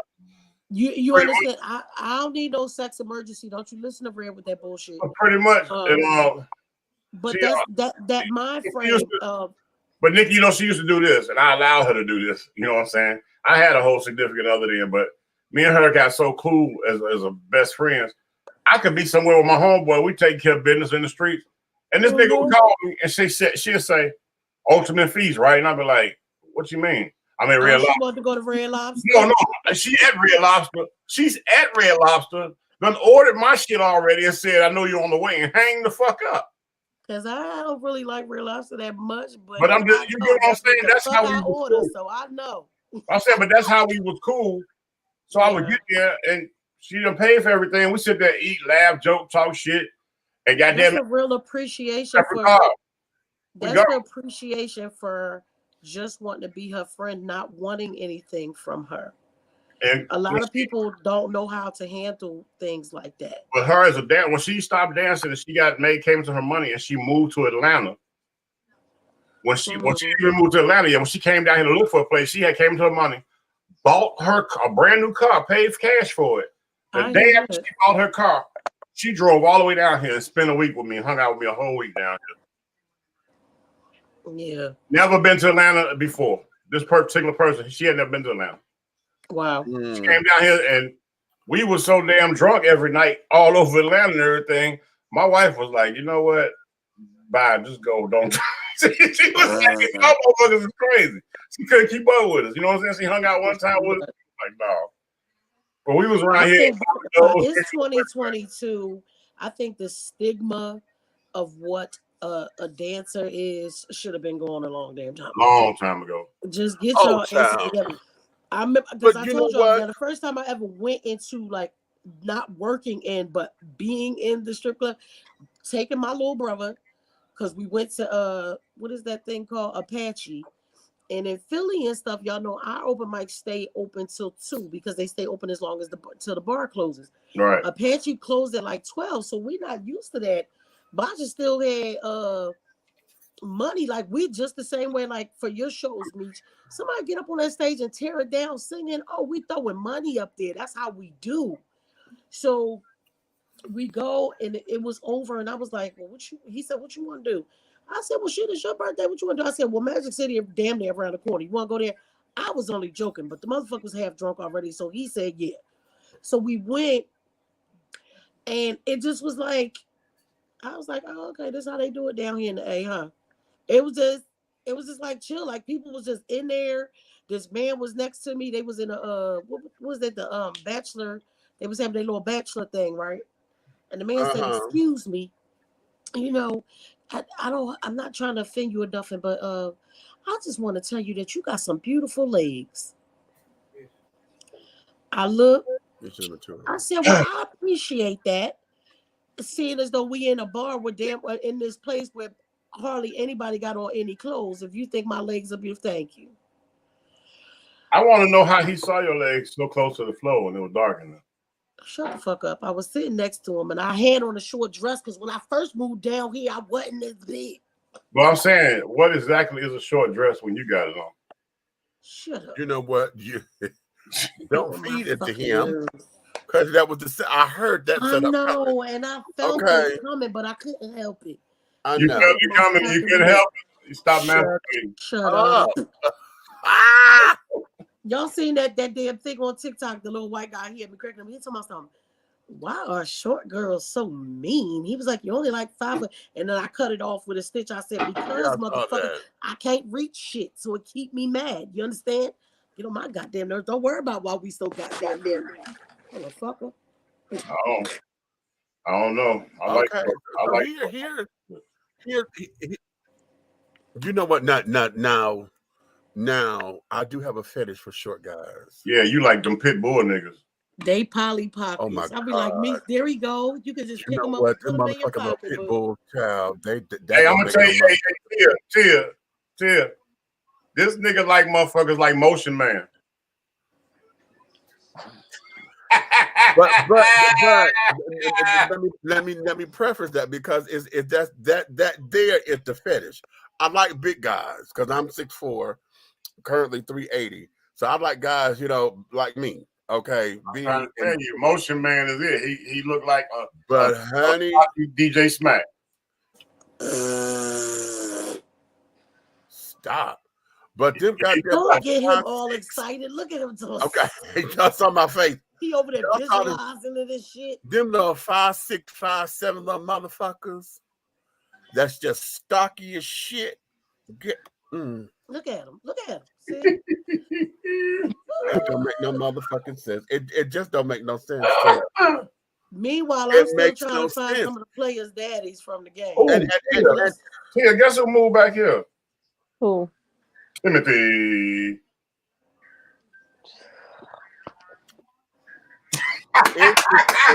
Interesting.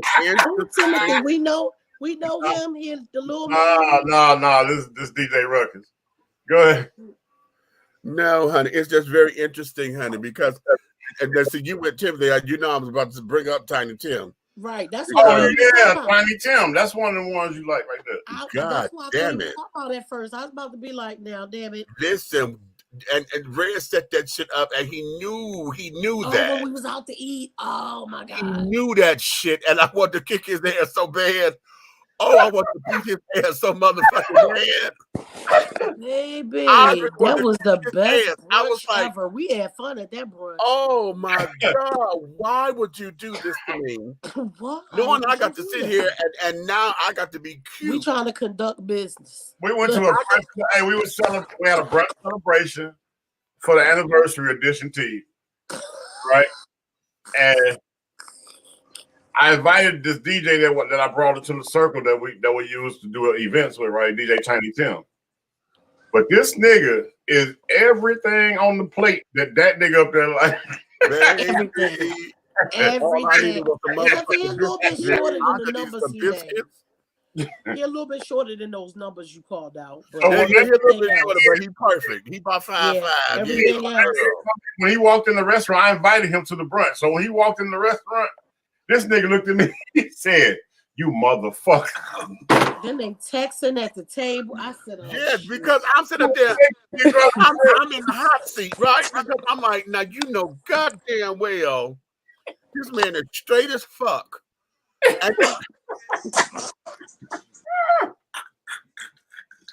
You know, motherfucking well, this nigga straight as fuck. Hey, he was texting me at the other. I'm texting this shit like, you bastard, you. Okay. Yeah, it was crazy. Dang, we need to go to the Breakfast Boys. Look at me being all greedy. We ain't been to the Breakfast Boys in a long time. We need to go. Okay. Oh shit. That shit was so funny too. That motherfucker started texting me. He was mad. Hell no, mad as hell. Then I had to find But a way to Tim flirt. is such a good sport, though. But I had to find a way to flirt to where it was comical and it wasn't going to be offensive. Right? Yeah, and it wasn't. And what happened? I got my in because we got to talking about the food and carrying on, and I had to. I said that you need to stop.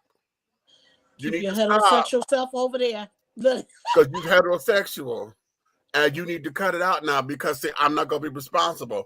And he thought that was the funniest shit. I was serious. Yeah, I did. Tiny Tim is a good sport when it comes to that. I was serious as hell. I didn't laugh, and he was. He started laughing. He was like, "This motherfucker crazy." And then he said, "But I know he's serious. But this is funny as hell." Yo, I said, but I was that was my end. I said, okay, well then that's gonna be that. And then I made him my second heterosexual husband. I said, okay, you gonna be my heterosexual husband. Well, he need to be your first now because that first one is the other one. I'm getting a divorce. Shit, I'm getting a divorce. Kick that nigga ass to the curb. Yeah, that nigga ain't right. I put him on petty divorce court. God damn it. Yeah, that nigga ain't right. That nigga is not right. He not. But don't worry, he paying karmas on that ass right now. Don't worry. I'm trying to tell you, baby, because they know you will not have. Okay, wait a minute. What you say? Comedy versus offense is a thing. Yes, it is, honey. We had to. Yes, it is. Yeah, we had to. Okay. And it's a way to bring people together of the understanding. And even now, because of that, now that's our banter with each other. So when we see each other, you know. If I don't do it, it'll fuck his day up. Like, okay, nigga, what's up? You know. So like, yeah, who did it? Who messed with you? You know, what's wrong with you? The thing about it though is I set a precedence when it came to us creating this team that we got. You know what I'm saying? I set a precedence of, you know what I'm saying, you being around me, people know that I go in their motherfucking mouth. They get okay. You know, they know, you know what I'm saying? Regardless of what the fuck your sexual preference is, you still my brother. You feel me? So, at the end of the day, motherfuckers around me, they know if you got something stupid to say, you better swallow that because they Big Red don't even conversate. I don't argue with niggas. I'm gonna go right in your mouth. That's why I cuss them dumbass bitches out over on Bigo. Bitch, don't talk shit about gay people when you know my brother, my daughters. Fuck y'all. Like, let me tell you what you not gonna do over in these parts. Because this ain't what you want, bitch. And I take flights all the time. And you do not want me showing up at your fucking front door about my brother. You understand? Yeah, we don't pull up around here through the hard way on Dish and TV. We fly up. The fuck you want to do? Fly up. What my son say in one of his songs, we don't do drive-bys, we do flybys. Bitch, don't play with me. Okay, how about that? The churn. Okay, the churn. The churn. Okay. The lovely old churn. Okay, then let's do this. We got to have a Black History moment because I didn't do this yesterday, but I've got to do a Black invention because we're celebrating Black History Month. So wait a minute, let me do my little do-I-diddy. Y'all know how I be feeling about that bullshit.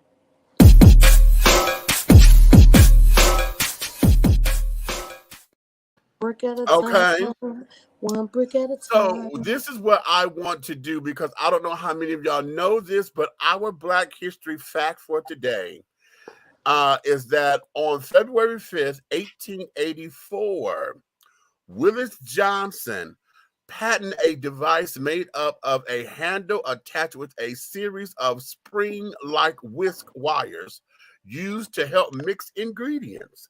Prior to his egg beater, all mixing of ingredients were done by hand and was quite labor-intensive and time-consuming. So, yes, ladies and gentlemen, the electric mixer and the egg beater that you know, that was created by a Black man, honey. Oh, I got a piggy red the other day. Remember we was talking about how the penny and everything and how Lincoln turned the other way and everything. The new quarter with our lovely, fabulous, who's on the back of the new quarter? Maya Angelou, right? Harriet Tubman, Maya Angelou. Maya Angelou. Harriet Tubman didn't make the cut. Yeah, she's supposed to be on the 20. The new 20 is coming soon, right? Maya Angelou's on the back of the quarter. Guess which quarter is now facing the other way, like the penny? See, I keep trying to tell y'all there's some racism in there. That's some racist shit. Every time it got something to do with us. Wait a minute. Did you say that the head and now faced it the other way, like he turned his back on Maya? It's facing the other way, the same way Lincoln's face is. You know, Lincoln the Remember, only on one all the facing this other way. coins, Lincoln was the only one facing right. You put the coin Yes. up there, so now when you put somebody black on it, they facing the same way. Now they facing the same way like Lincoln is on the penny. Sure is. I think I sent y'all the clip. If I didn't, I'll send it to you later.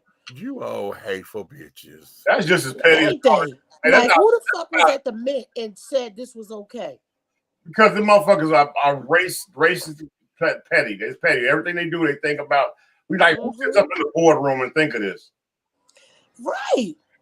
That's Like when they just did the shit with Lincoln, way. who decided that the penny was supposed to be brown? Every motherfucking thing else is silver. Yeah, why the penny was brown? The penny was brown, and then he got to look the other way. The Wow. fuck kind of stupid shit? Like, yo, listen, these Hey. motherfuckers is retarded. Do they say Jesus was white?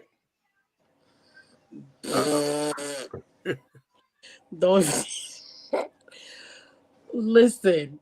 Remember what that boy said on that duet I did? They said, if I break your house, what you gonna do? The white boy said, call the cops because Jesus ain't white.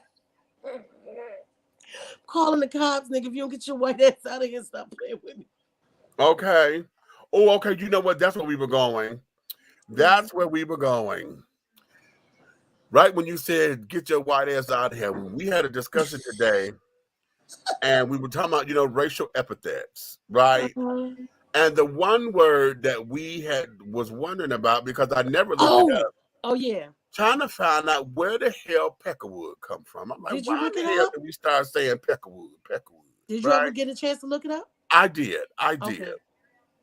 Okay, and according here, now this is coming from Wikipedia, and it's a little bit more comprehensive than what I've seen others. So that's why I chose this one. Okay. Come on, because I'm interested to hear this. Yeah, because we've been trying to figure this out. I used to hear my grandmother call white folks peckerwood. Yes. Right. Put me up. Okay. But it says peckerwood is a term used in the southern United States for a woodpecker, which is also used as an offensive epithet towards white people, especially poor rural whites. But what's the correlation with it, though? Originally, hold on. Originally, an ethnic slur, the term had been embraced by a subculture related to the prison gangs and outlaw motorcycle. The term was used as an inversion of woodpecker by the 1830s, with the sense referring to white people documented from the 1950s. African-American folklore in the 1920s, wait a minute, referred to whites in the 1850s, but then African-American folklore in the 1920s contrasted the white peckerwood bird with the African-American blackbird. The word became a common term in jive. Okay. Oh, so it was something that we gave them like they gave us nigga. Kind of, sort of. But here, used as a term, an inversion of woodpecker, it dates to the early 19th century.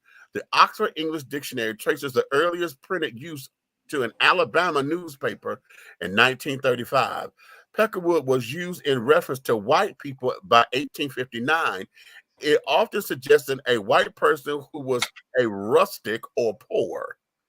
The shortened term form peck was used in the same sense in the 1920s. In African-American folklore during the 1920s, the woodpecker symbolically represented white people in contrast to the blackbird that represented African-Americans.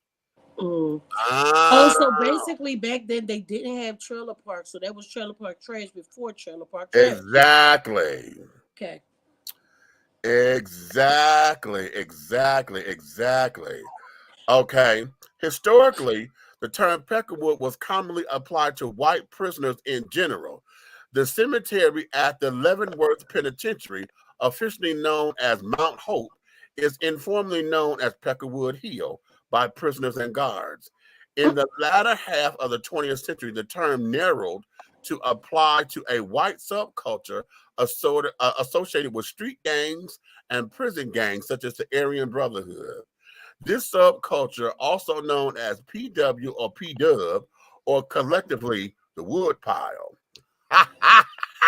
Oh, so wait, does that mean that just like we tried to take nigga and make it be cool for us. They took Peckerwood to make it be cool and for was them. trying to make it something. Yes, right. Oh, See okay. there? See there? Okay. I ain't Okay. Men in these groups were called Peckerwoods, and the women were called Featherwoods. Man, okay, man. Come on with that shit. Featherwood. There we I go. just know You what- better not get me you know what? started. What the What fuck? happened? What?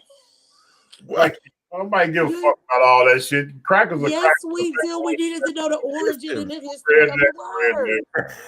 You know what I'm saying? You got white. That's what I said. We used to say redneck, but when we say redneck, I don't mean it racially. But you got to remember this: everything has a separate doggone entity. They try to split up everything to make it fit for the situation at hand. It's like Peckerwood, obviously, is trailer park trash, like you said. Redneck is gonna be a racist Southern nigga that probably a person that ain't never seen a black man, or you know what I'm saying? No, but it's a bunch of rednecks that who will tell you, like it's this one guy on the thing. He says, I'm a redneck. He said, you want to know the difference between a redneck and a black person? He was like, it ain't one, motherfucker. We the same. That's why we get along. Like I always say that about Keisha.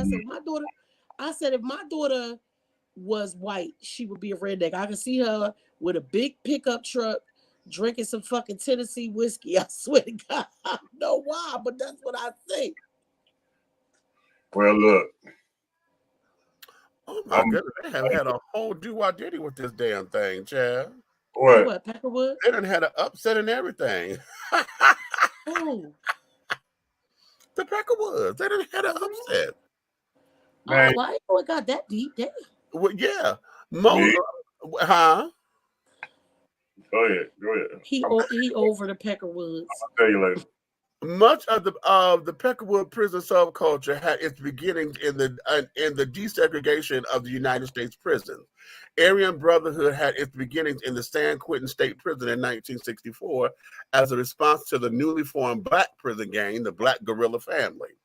The San Quentin State Aryan Brothers used the gang family-affiliated Irish Mafia for its street-operated activity. The Aryan Brotherhood of Texas was formed in the 80s after the dismantling of the building tending system in which groups were segregated. ABT originally formed as a hybrid of the two gangs, Aryan Society and Aryan Brothers. In 1985, the Aryan Circle formed out of Peckerwoods, who didn't join the newly formed Aryan Brotherhood of Texas. Aryan Circle members believed that ABT, the Brotherhood, didn't truly stand for white supremacy. Fronted by Mark Cowboy Gaspard, the group was originally called Aryan Christians, but changed its names due to members' varying beliefs. A group known as the International Peckerwood Syndicate has been listed by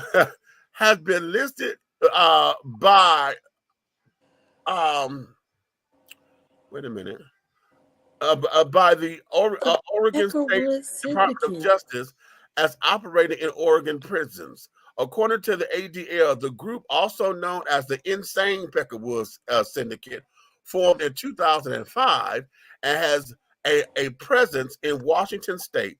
Other prison gangs use the term Peckerwood as part of their name to have documented in Connecticut, Minnesota, Missouri, Nebraska, Nevada, New Mexico. And on May 4th, 2013, Charles Gaskin. The fact that they got this much information about Peckerwood is fucking me up. But let me tell you what's really messing with me. What? That just think about Peckerwood, and most of their conversation is about prison. Yeah. When I'm thinking about Peckerwood, what y'all doing in there? What y'all doing with y'all Peckerwoods in the prison? Pecking with their wood. Pecking with the wood in the prison, Red. Exactly. That's all I kept thinking. The more you kept saying about the prison, I said, oh, okay. Hey, look, man. Hey, bro. We're going to lose everybody if you give them a whole philosophy, bro. No, we ain't losing no. They still here. No, it ain't about the whole philosophy, damn it. Shit, this is what we're here for. I to find out what the hell this word was. We did. We had me, him, and Brandon had that discussion earlier. We wanted to know where it came from. We're gonna start doing this when we do the Peckerwood thing. We're gonna read the whole fucking soliloquy about whatever the fuck Wikipedia got going. But we're gonna take a day out where we get live with a camera in the street, and we're just gonna walk up and ask folks the definition of these words. You already know how I do that. Don't you start this bullshit. You want? Come on. Okay. Come now, on. That probably make my blood pressure go all the way down. It'll give me such a laugh. When you want to start? Now, here's the other one. Now, this one is real short because we were trying to find out where the honky come from, right? Honky Sure. is from honky tonk. Honky. Europe. And this here You come is from from. Europe? I have heard different answers to this question, but this one makes the most sense, as the word is a bastardization of Hungarian. Hungarian immigrants in large cities were often competing for the same jobs as poor blacks. The word hunky, or hunky, depending on the spelling, started being used as a pejorative term for those immigrant Hungarians. Over time, the word morphed into hunky. Okay. So how did it become like a white slur that we would Because use the skin color, honey. If you know, Hungarians, their skin is white. Yeah. Or not, they're not melanated. They definitely ain't. Why don't you ask George Jefferson? As you know what, now Right. you say that Because because he somebody, said hunky all the time. but it's funny you say that because somebody put that answer up there. Tell me, I don't know, but you can ask George Jefferson. That's what, and they put his picture up here. Yo, I can't. I'm serious. I mean, he said he used to say the word just like Samuel Jackson say motherfucker in every movie. He gets paid to pay motherfucker. Yo, nobody says motherfucker. Nobody say motherfucker like Samuel Jackson, and just like goddamn George Jefferson used to be like honky. You know what I'm saying? He had a way of saying it. The way he said it just had us cracking up all the fucking time. Cause you felt like what's his name? Norman what the fuck is his real name? Lear. No, not Norman Lear, dumbass.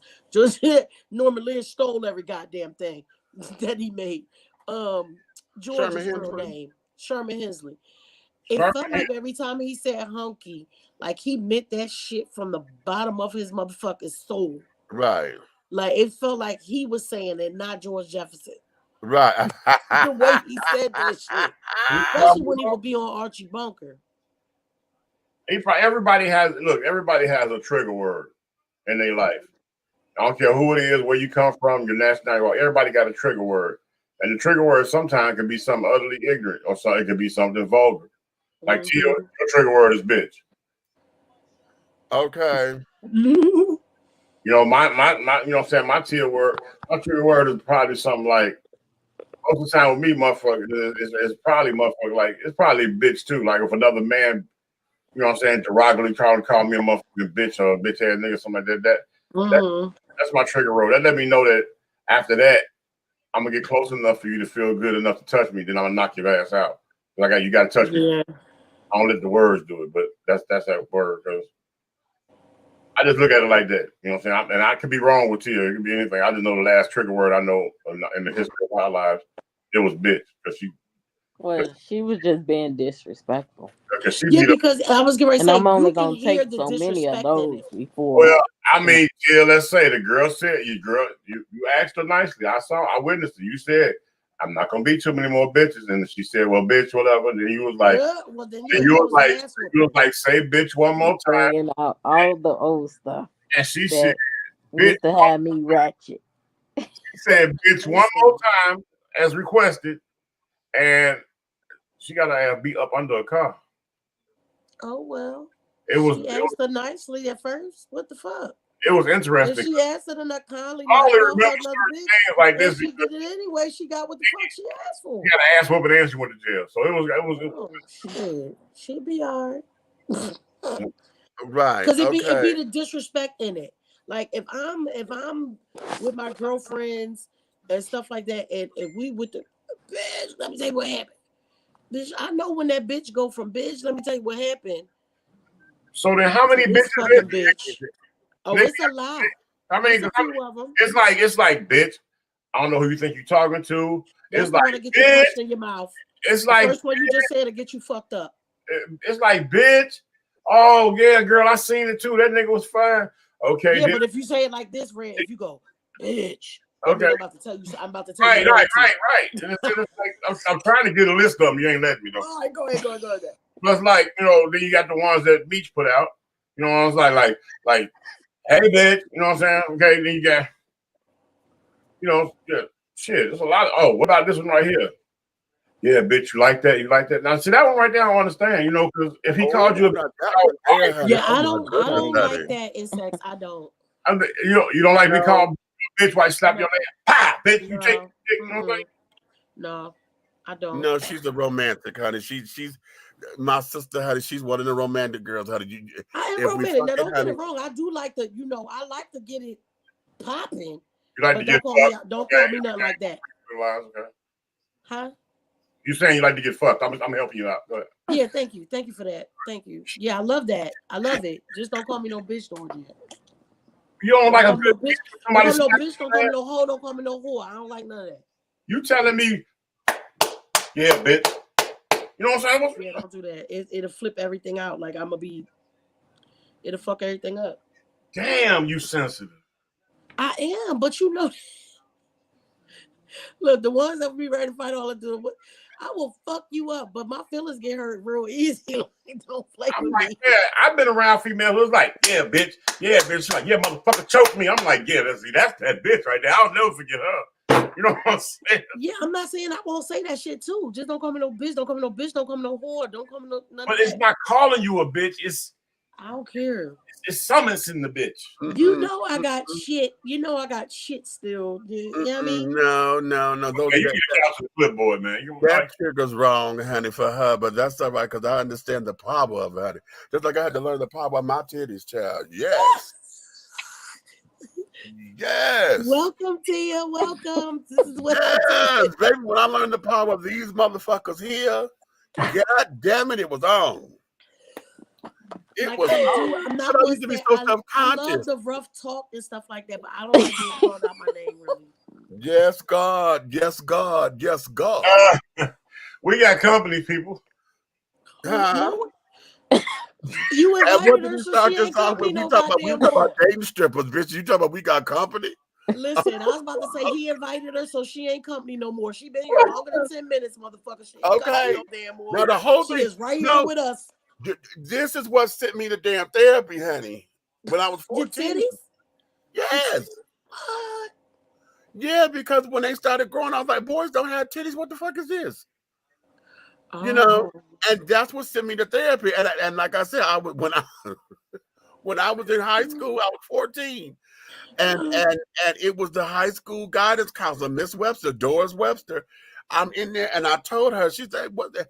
And I'm sitting there having a breakdown. I was like, Miss, I don't know what's going on because child, boys don't have titties and mine are growing. Oh. Okay. And she sat down there and looked at me in my face. She said, Demetrius, you are a male because you was born with a penis and 2 testicles. And baby, I didn't want to laugh in that woman's face. I didn't want to laugh because she tickled me so badly. And that just tickles me deliciously. Jesus. She said, you was born with a penis and 2 testicles. Hey, when I was that age, I wouldn't have been. I'd have came home and told my mama that. Baby, I wouldn't have been no more motherfucking good. You understand? I wouldn't have been no more good. Oh shit! Fucking say to me. Girl, that tickled me. But that's what she sent me because that was out of her hands. She was just a school social worker. She wasn't a therapist, child. So that's what she sent me over to Renaissance West. Yeah, and that's when I had my very first therapist, child. And that's what she told me. She said, "Oh, honey, I know what this is." I said, "Oh." She said, "Yes, you're coming out. You're a gay man and you're coming out." I said, "What the fuck is coming out?" Oh, come on now. Come on. Yeah. Wow.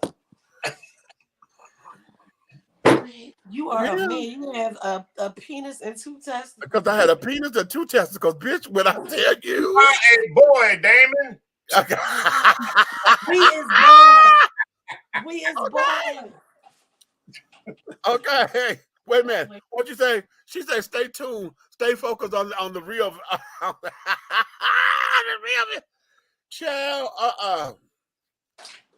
But yeah, but this is what sent me to therapy. And even when I gained weight, honey, these ain't never went nowhere, child. This is me. Who I tell now the hell they droopy though. I need a bra because they droopy.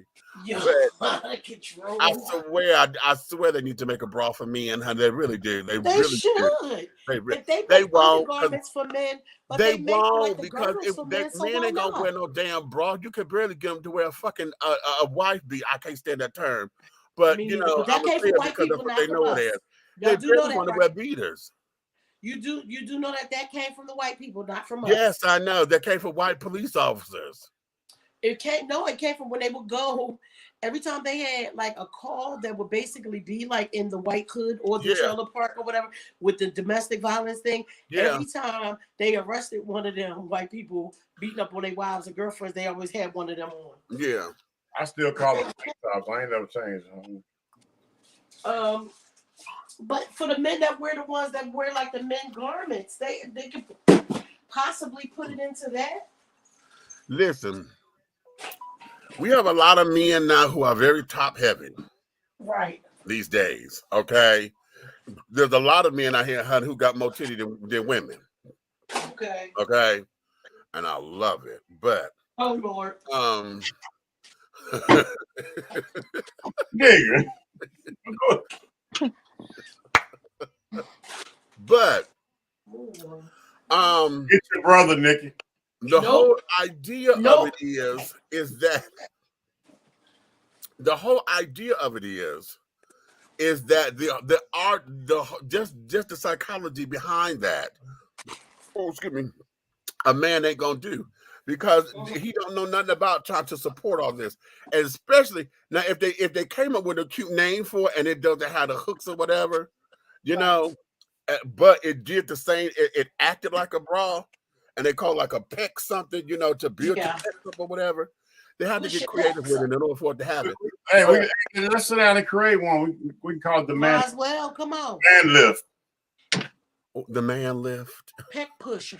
Pec pusher. The pec pusher. Lord. Now you motherfuckers. Wait, that might work because when y'all see one of these white people try to steal my shit, I'm about to go trademark that shit. But the whole thing of it is because see, men are getting pec implants now.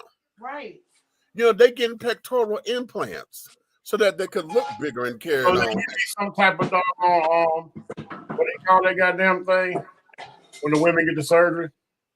The huh? About the garment that they wear? Yeah. I forgot the name of it. It's basically like a body shaper garment to keep it. I mean, I know what the fuck it is. I had to take care of this motherfucker over here for how long? I'm saying, don't be messing with her. Mind your business. I can't remember the name. Leave her alone. Mind your business. The thing of it is, it needs to be like have a long line on it because like most of us who are overweight, we got side titty fat. Okay, the side titty, you know, that needs to come up because like when I'm getting in face or whatever, I really need to go get another long line bra because when I'm getting in face and I got my long line push all this up to where when I put my titty pads on, I got all this and this is me and it's looking like it's cleavage, right? And it's like, how the fuck did you do that? It's a long line bra, bitch. I went to the store like you should have been going to, and I got the right size. Like you should. So I'm muffin topped.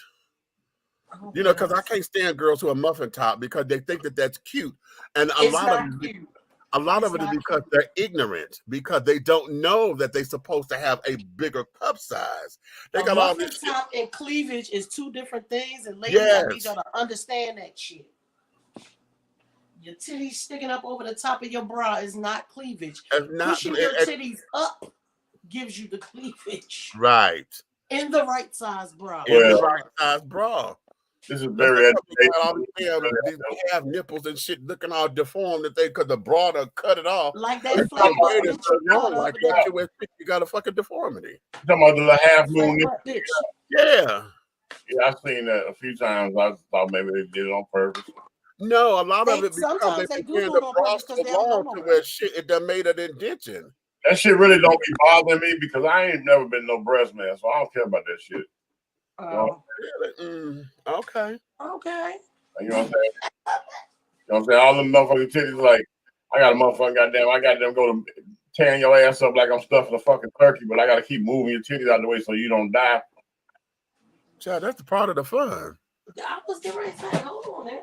I'm like, damn, I wonder if you know what I'm saying. Every time I go to look down at you, motherfucking goddamn a titty covered up your whole face. So, well, shit. In my world, honey, yeah, that's what we pray for. oh, okay, baby. okay. Like you might be holding the legs up in the air, and then when you try to change position, you go to put your hand on the bed, you don't fuck around and press down on the titty and motherfucking goddamn snatched it. My pain and shot up her back because you don't motherfucking snatch the titty by accident. Oh, well, that's because but that's Y'all because motherfuckers swinging from the chandeliers all the time. Huh? You done gave her a slick mammogram and shit, you know what I'm saying? That's some crazy. Listen, if you hit it from the back, honey, and they dangling and carrying on, honey, it takes the pressure off the back. They like that. Oh, okay. Listen to kids, you get lessons in here. Y'all your children paying attention, you get lessons in this motherfucker. You're gonna learn you something today. We're gonna learn you something. See a part of the family now. See a part of the family now. Ain't no sorry, motherfucker. Shit every damn week. So thank you for being here. Okay, exactly. Child, yes, and Peck pusher. Y'all call in the morning. I'll share with y'all. Come on, let's go. No, we're a pecker pusher. No, the wrong part. No, that's the wrong part. No, I was trying to be funny on the pecker wood, honey, but no. Okay, but to say pecker pusher, honey, is the wrong part. It's gonna have the wrong connotation. Look, they already got them, don't they? When they right. Pullers. Pecker pullers. I guess that would be the right term. Puller than pusher. Pecker pump. Is that what's the pecker pump? Lord have mercy. But no, there has to be something. Wait, well, since we're on the subject of pecker pumps, I'm trying to understand, y'all. Y'all open this motherfucking rabbit hole, so we in it now, motherfucker. Right. So what I'm trying to understand about the pump is, if you ain't got it, what the fuck is that pump really going to do? Is it girth? What it does. Girth. What it does, it expands girth. for the girth, right? Okay. And as long as you are pumped and you seal it off, you can maintain that girth, because what it does, it pulls all the blood to those particular blood vessels. What happens is that folks overpump. Okay. And they end up busting them damn blood vessels, and then they fuck up their dicks. Oh shit! I ain't never known no shit like that to happen. Yes, honey. I've just seen them like in ads and stuff. Oh, wait a minute. You know what? So you can bust your dick. Wait a minute. No, I actually met a guy. I was online with a guy. You could bust it. And well, you wouldn't know this because you don't look at none but your own. But yeah, I've seen some ugly ass dicks that did that, because what they do is they pump it so much to where it looks good in jeans and pants and carrying on. So when you walk in, folks think you got a cute party package. So they use it for sex. It's for just walking around. It's for all of the above, girl. Oh shit! It's for I should have got married so motherfucking young. I done missed out on a lot of shit. The whole thing. Let's put some clarity. Hey, wait, Tia, you okay? I hope you're not being contagious. No, I'm gonna go give me something to drink. Yeah, listen, I got married when I was real young and had a bunch of kids and shit, so I missed out on a lot of shit. I be catching up. Hey, she need a cocktail fucking with your ass. Right, because the vape ain't enough, I guess. She just knows you already. That's why it's all right. Here's what it is. The pump itself, okay, there are many different variations of it, but the ones that they sell in the sex stores were supposedly to enlarge the guy or whatever, but it doesn't necessarily enlarge. The device itself is for those who are having erectile dysfunction problems, okay? So you pump so that you can get it to get erect and carrying on. Then you clamp it off so that it stays hard. Okay. Clamp it off with what? A cock ring or something, or a little band. You know. And so what ends up happening is folks that got addicted to the size because they see it done swole up or whatever because they done pumped all this blood up in there. It's harder than it's ever been, and et cetera, et cetera. So they done got addicted to it.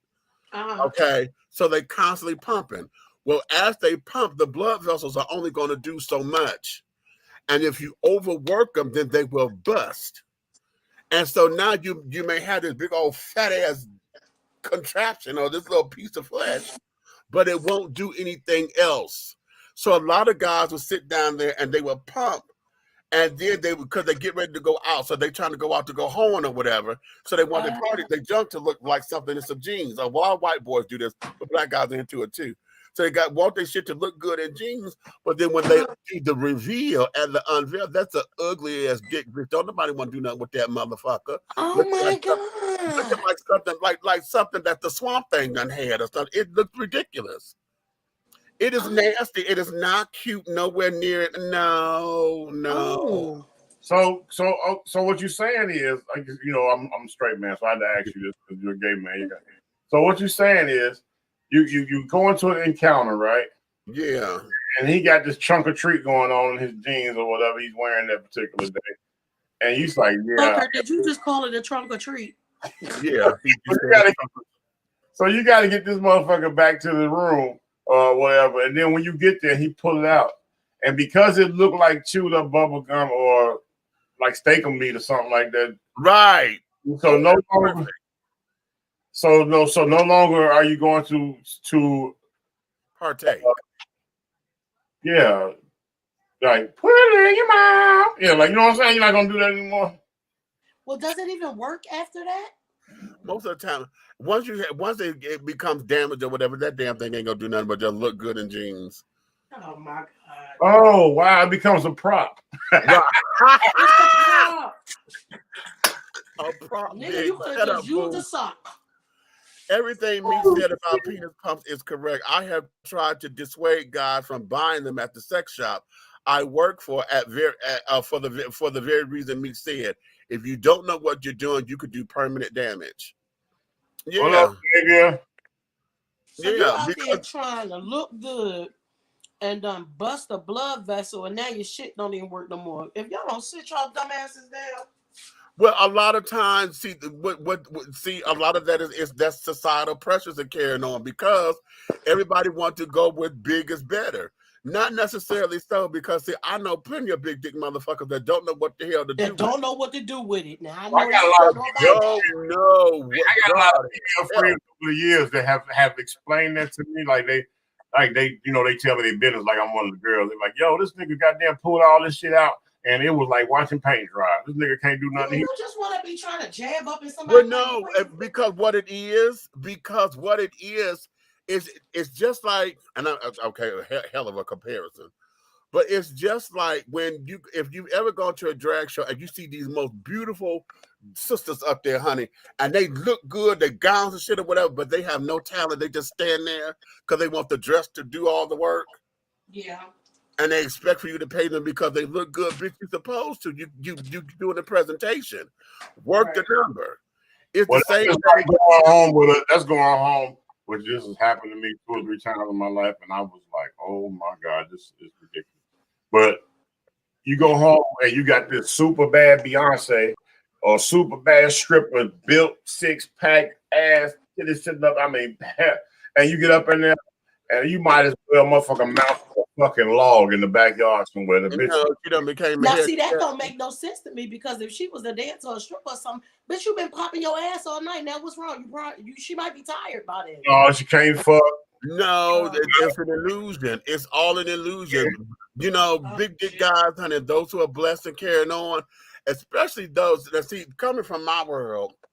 Like I said the other day, I know when I'm dealing with a guy who primarily has sex with girls, because he fucks like that. And it's like, nigga, if you don't get your ass up off of me, because you ain't here. Number 2, bitch, I know I call it pussy, but bitch, this is ass. You can't walk up in here like everything else. Okay. You got to, there's a way to handle this, and there's a way to do this, which is why I don't bother much more these days. Hey, can we? Nope. Nope. Nope. Tia, get your ass back in here. Oh Lord.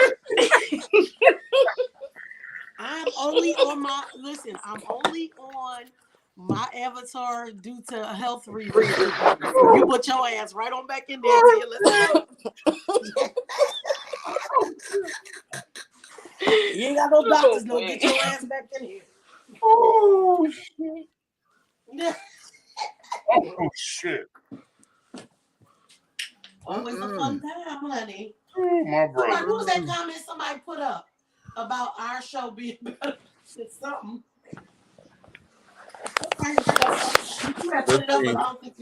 Those guys be having those monster penises and getting in and go right past the G spot and the P spot. Exactly. Don't know nothing. Yeah, I'm gonna need for you to take some lessons. They got the y'all dials and silly as stuff. hell. You so stupid. They got the dials and everything now. Get some better lessons, honey. Just because I don't have sex a lot don't mean I tell don't everybody that we got one of the #1 shows in the South on Sunday. And I'm trying to tell you. you can't make this shit up. No, but I'm telling you, see, it's funny. Y'all cackling, but I'm telling you the God honest truth. But we believe you though. That's the problem. That's the thing. Because we know you are. dealing with and then on top of it, so you don't want to hurt his ego, but there are moments where you have to crush that motherfucker, especially when he know he big dick on campus. There are moments where you have to really deflate that motherfucker. Because it's like, nigga, if you don't go pick up the joys of sex or something and read something or go watch a porn, so you can understand what the hell you supposed to do with it. Because, nigga, just because you got it don't mean that I automatically want it. It's big and carrying on, but what the fuck am I supposed to do with that? Because we can sit up here, I could twirl that bitch and jump rope and carrying on, but that's all you going to get out of it if that's all you going to do with it. Not twirling jump rope, though. Nigga. You know what I'm saying? Now, there have been, now in my early days, honey. What's in your glass? What the fuck is in your glass? I think it's some wine in there. It was wine. It was some Stella Rose Black. Oh, shit, yeah. Okay. But in my early days, yeah. The hemp and make this. You know, there's been a couple of children, honey, who have been able to take me to the mountaintop. All right. And, you know, and carrying on, but they knew what they were doing, and they were older. See, they were older guys too. You know what? It's kind of crazy that the functionality of sexuality, and intimacy, how it's the same. It's the same. It's the same, but not. You know what I'm saying? Because you can pick and choose the people that you have had intimate contact with that was off the fucking chain. Yes, God, yeah. Boring. I've had sex with people. I had a female in my life that it was pitch fucking black, no lights, no nothing, but the fucking sexual encounter and the shit was so awesome, it looked like the room lit up. Exactly. Oh my God. I told you the story on that one. And I had to look up at this bitch like, oh no, I gotta get the fuck. Well, I'm a nigga. I gotta get fucked away from you, no, because you can mean me no good, bitch. I'll be broke fucking with you, no. Right. Okay. I know y'all think that I'll never talk about getting none, but I had a time. Look, back in the way back day. They lying. If somebody hit that ass now, boy, they gotta sweep all that powder up when you come. Hey, Red. No, it ain't dusty. I promise. It ain't. It's gonna still flow like a motherfucking like Niagara Falls. That shit gonna be like. Yes, absolutely. Baby. Magic. When I tell you, my ass was at the, you know how you sit on your, not your love seat, but your chair, you know, the couch love seat chair. Yeah. When I tell you, bitch, I was at the top of that motherfucker trying to run. Okay. What you say? I was damn there on top. I was on top of the chair at the top. Okay. Meet you're a Pisces. You're naturally nice about caring about their egos. I'm an Aries. We blunt as hell. So when you waste our time with lack of skill, we don't give a damn about your hurt feelings. You know what? Now let me tell you something. I have an Aries rise, honey. So, and you know, Pisces, baby, listen. Every now and again, honey, you catch me. But let me preface this too, because see, a lot of my early days was when I was heavily involved in the addiction of sex.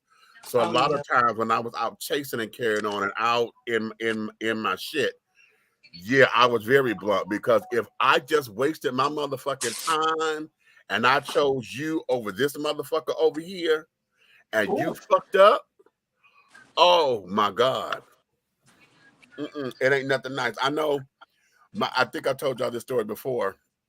When I had fallen off my wagon, I was fine. I was really fine. But my best friend was like, no, bitch, you not. You really not. And we gonna go out here. And my best friend was gonna go get me a boy. And I said, girl, okay, look,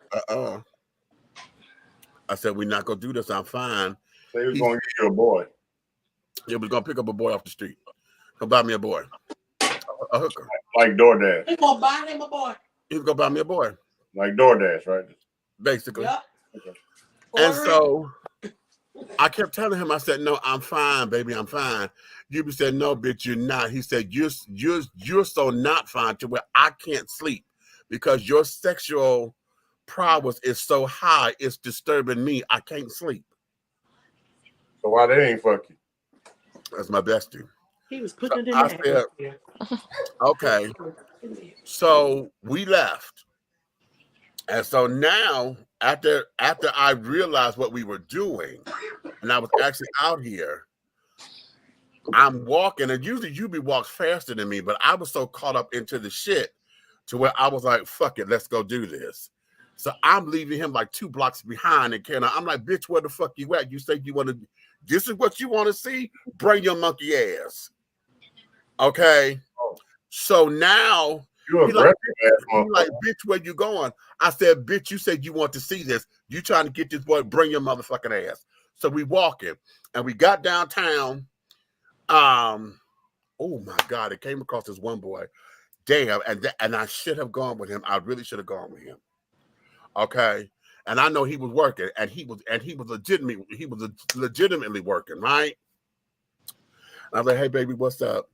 And he was like, hey, what's up with you? Wait, what do legitimately working? Was he on a stroll or he had yeah, he's on the stroll. But when I say legitimate, he working to make some money. He ain't working to get high. Oh, okay. Okay. I was like, wait a minute, y'all snacking niggas off the job? I'm sorry, but that's my own language for him. You know, he working because he trying to make his money, not out here working to get high. Okay, honey, you wasn't crack for pack. I get it. Right. So we talking and everything, and the deal. I always tell whenever I picked up a boy, I told him, listen, okay, you got 2 options. Okay, do me right, you get cab fare. Fuck me over, bitch, you get a bus ticket. Because if I'm very generous, if I bought you, I'm gonna make sure you get home, or at least provide you back because I bought you to me. So I'm like, okay, cool. And so I saw him, but then afterward, I saw this other cat who used to come to my shows, and every time he was at the show, this boy was talking much shit, right? Damn, baby. And then he saw me all in face to carry on, so he saw Samantha, and then he see me change my clothes and saw what I looked like out of drag. So I'm like, okay, cool. So I saw him coming down the street, and I let old boy go because I saw him, and he hollered at me carrying on. So we got talking, and I said, okay, I'm gonna take him. Of course, he wanted to stop by and get his little fix. So we stopped at the crack house, got his little shit. And I said, okay, cool. So I let him cop and things so he could get into his little zone. And I'm sorry. Put this shit in the script tomorrow. I was thinking he picked up a crack whore. Go ahead. Right. So I'm like, okay, cool. And now, like I tell everybody, I let him shower first because I didn't want. I let him shower first before he got high, because if he had got high, this shower was gonna fuck his high up and all that jazz. So that right. So now we trying to get into the groove of this thing, and this motherfucker couldn't do nothing.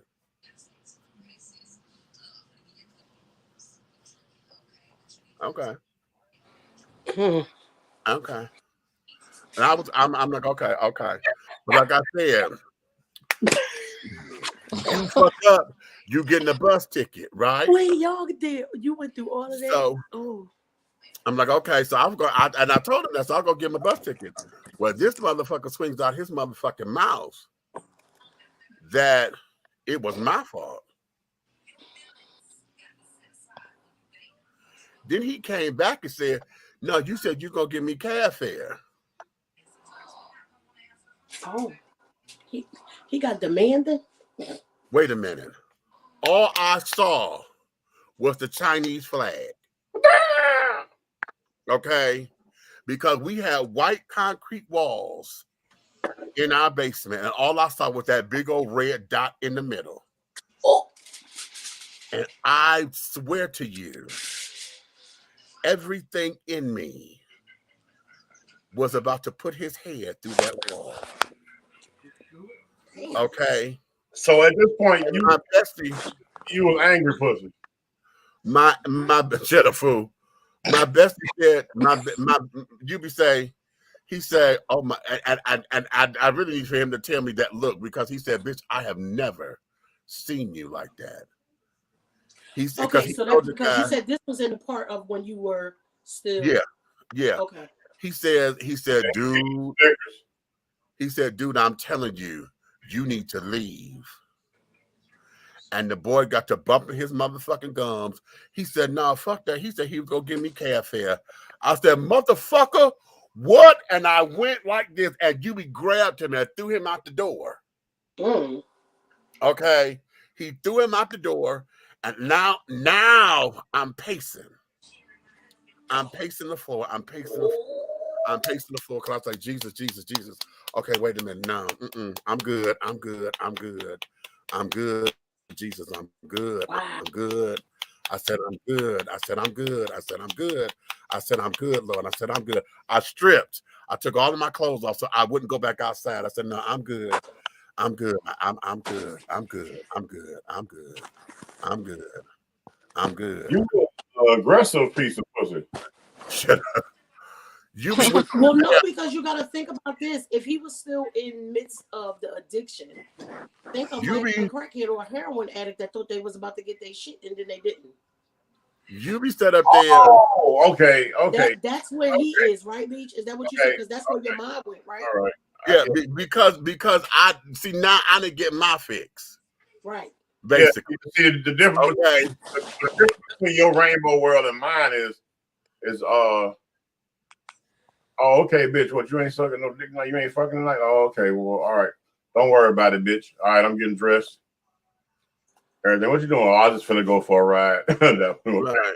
Okay. They don't got it Publix. They got it Kroger, bitch. I don't want to try to play with you. Okay. Right. So Juby went to the bathroom. And while he was in the bath, I could not contain myself. Everything in me just started shaking, and I was trying to be cool, and I just could not contain myself. So I got dressed. I got dressed, and I said, "Fuck it, I got to get up out of here." So Julie was coming out the bathroom, and I was on my way out the door. He said, "Where you going?" I said, "Bitch, leave me alone. Leave me alone," because I didn't want him to see me. I'm in my ugliness now, and I didn't need for him to see me like that. He said, "That's my bitch. That's my bitch. That's my bitch. That's my bitch." He said, "Bitch, if you going, I'm coming with you." I said, "You keep your ass here." He said, "Bitch, I'm going." Right? That's my right. sister. Make sure you are right. Sister. That's my sister. So wait a minute. When they had those meetings, right, of the sex people having problems like you had. Yeah. I hate it. Well, that shit is like real. Like these motherfuckers is really goddamn about to cut them up. Sex addiction is real. How the fuck do you know Dusty Crotch? Because I worked in mental health, retard. You forget. Oh yeah, I forgot. You right. My bad. I take it back. No, and the whole idea of it, because when you can't control it, what you say, fool? What the hell? It ain't dusty. It's cute. It's just taking the long vacation. That's all. Okay. It was like that. Now I need somebody else to come and take her on a better, bigger vacation. Hey, it was like that. And now it's like this. Okay. Lord. But that there, it ran me through, and I got to walk in that night. I walked. We walked, because that was about 3 o'clock in the morning. Damn. We walked, and baby, I walked till the sun came up. I walked to because I was going back to try to find the first guy. And he must have made his money. Wait, why did you want to find the first guy? Did you want to hurt him? No. I didn't want to hurt the first guy. I wanted that was the one who I should have went with. I thought he was still okay. You was going to go find the one you took. Right. Hey, you couldn't have just put an ice pack on your nuts. No, that wasn't doing. Because now it's mental. At this point, it's mental, right? Yeah. And so now, I don't know. Like I said, I walked, and we walked for about 4 hours. I walked downtown twice. I'm sitting there. We done walked all around downtown. I'm looking, and we were about to walk back. Sun done came up. That was a Saturday night. We going in the sun. I was supposed to go to church that morning, and what ended up happening on the way back, we ran into this one particular cat sitting on the church stoop, and I walked by, and I'm always saying hi to everybody. And I said hi. He said, "Hey, what's up?" And he had that tone, so I stopped. I said, "What's up with you?" Oh Lord, not off the church. He say, "Hey, I'm just out here." I said, "Out here doing what?" And I said, "No, motherfucker, tell me what you out here doing." That's your full play. Look at y'all. He say, "Well, I'm trying to get one of them things." I said, "One of what things?" Nigga, say one more time. Okay. Yeah. What is it that you want? You out here trying to pay a bill, or you out here trying to get high? I'm trying to get high. What you want? 20. I ain't got 20, nigga. I got 10. Dang. Okay. So he was like, "Okay, that's cool." I said, "Okay, I'm gonna tell you like this." I said, "Listen, you gonna come back with me? I'll get you to where we going." I said, "You do right, baby. You'll get cab fare." I said, "Fuck me over, and I'll whooping your ass, and I'm gonna give you a bus ticket. You understand?" He said, "Cool." I said, "All right, when we get there, you're gonna wash up and carry on and get yourself together." He said, "All right, fine." And that's what it was. And okay. Dang. Yeah. You a hoe. He wasn't. He was addicted then. You can't say that, dude. He a hoe now. So then what ended up, now this is not, let me tell you about my sister. Let me tell you about my sister. Hey, that was a good friend though. He said you walked 4 hours. It was, because they wasn't gonna let nothing happen to him. Nothing happen to him. Wait. My sister wanted to be in my world so tough to where she took around with the dude too. She did what? My sister took around with the guy too. Oh, okay. But then, now you want to hear something crazy? Well, shit, it can't be no crazier than what we watch this. I ain't done with the story yet. Oh shit, here we go. We sitting down here. Now, Anna got kind of bouncy, okay? Because I got a good lick, but now I want more. Oh. Okay. He got a good lick. Go and I'm like, What? Okay. All right, man. But Yubi sits there, he started crying. Wait, what? I was like, bitch, what is wrong with you? Okay. It don't make no sense. These drugs got these men out here. They all fucked up and fucked up and shit. And he could have been a good husband. He is husband material. The drugs just got him all fucked up. I said, bitch, we tricking. What the fuck is you doing? He used the emotional trick. How in the hell are you sitting up here getting a soft spot? And bitch, we out here hooking.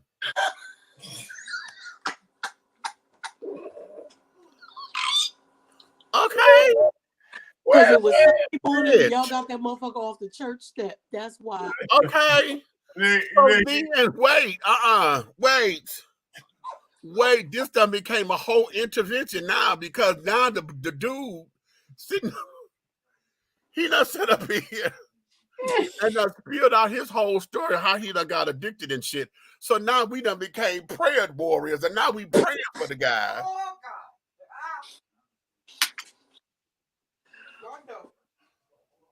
I don't think I got no homework to do tomorrow. I swear to God, this is going into a script tomorrow.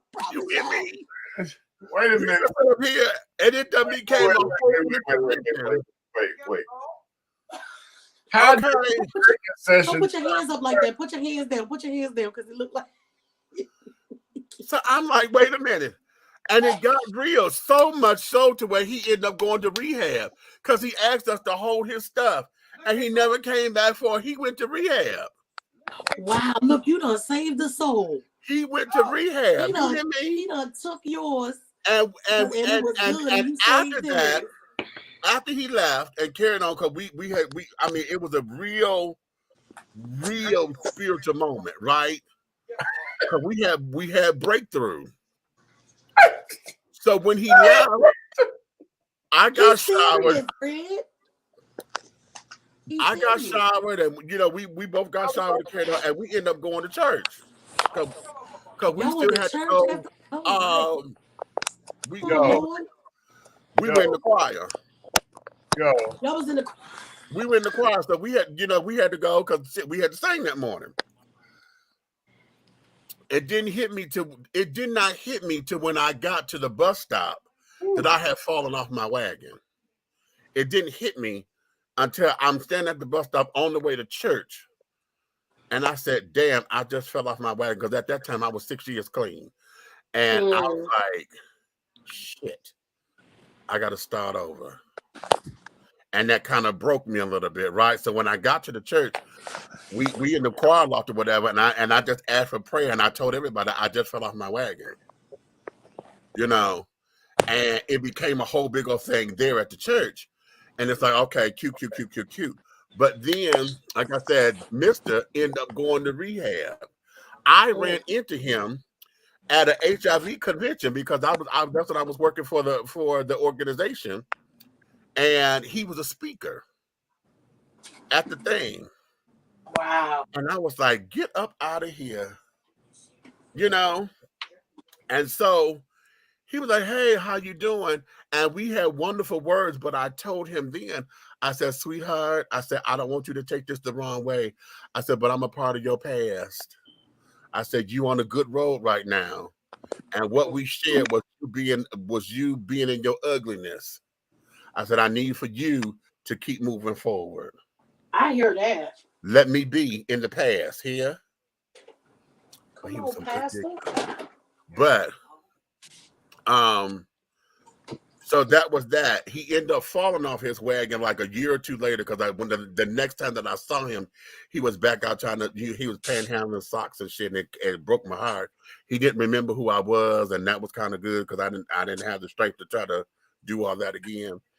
But yeah, honey. Honey, we have lived, honey. That is life. I really learned something tonight. So your sexual addiction, that's what you meant by fall off the wagon because you went back and did shit. Yeah. So this, I've never heard nobody take it and put it in that pretense or that perspective of, you addicted to sex and you was trying to get it under control and then you fell off the wagon by going out tricking. And it's a little bit more intense than just going out tricking because see, one of the things about sexual addiction is that sex is a part of life. Okay, just like eating and carrying on. But when you get to a point where you don't know how to control it and it controls you, okay, and you get to a point where because of it, you're doing any and everything to have sex and putting your life in jeopardy, and you don't know how to have sex in healthy atmospheres. Okay, that addiction does all of that. Because I've been in abandoned buildings with crackheads, child, carrying on, and the guy was like, "Okay, I'll be right back."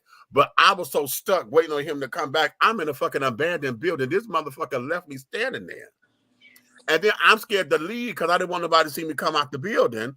But then knowing ain't nobody coming back here, but bitch, this motherfucker about to fall on me at any given moment. Hey, bro. You know what? In one of these shows, the process of knowing what's a healthy, coming from sex addiction, the process of knowing what healthy sex is, that's something that we need to have a show on so that you can break it down. Because it's not just that, there are a lot of people, men, women, straight, gay, it's a lot of people who have sex addictions. And don't realize it because we call it, oh, I'm just a freak. Oh, I'm a nymphomaniac. I'm a nymphomaniac. You know, and carrying on. Those two words right there. I hate when people say that. Those two words. Freak and nymphomaniac. Let me tell you something. I used to think I was motherfucking that nigga that was gonna motherfucker take you to the promised land, make you spit across the room and all that shit. Right. You know what I'm saying? All that and yeah, that was part of my issue, because if I was promiscuous, even if I had a significant other and I wanted to be wild in the streets, when I was promiscuous, I had the habit of motherfucking making a bitch have fucking 5-6 orgasms for the sex. Okay? So, and that's why I couldn't get rid of half of the bitches, you know what I'm saying? So that's why I went through that. But when you think that you're at a level of intimacy and sexuality where you goddamn got the freak and somebody out freaks you and it freaks you out. Right. Because I've been with a girl and I thought I was, you know, I'm that nigga, you know, and if she stays broke, you know what I'm saying? If she goddamn want to play with the honey or the syrup, I'm good. Get off my side. Where am I supposed to sleep if you're on my side? I'm cool with that. Right. Sorry. But you know, even I had a few I want you to skeet in their face and all that shit, which I don't know what to get off of that. But anyway, you know, you do that kind of shit.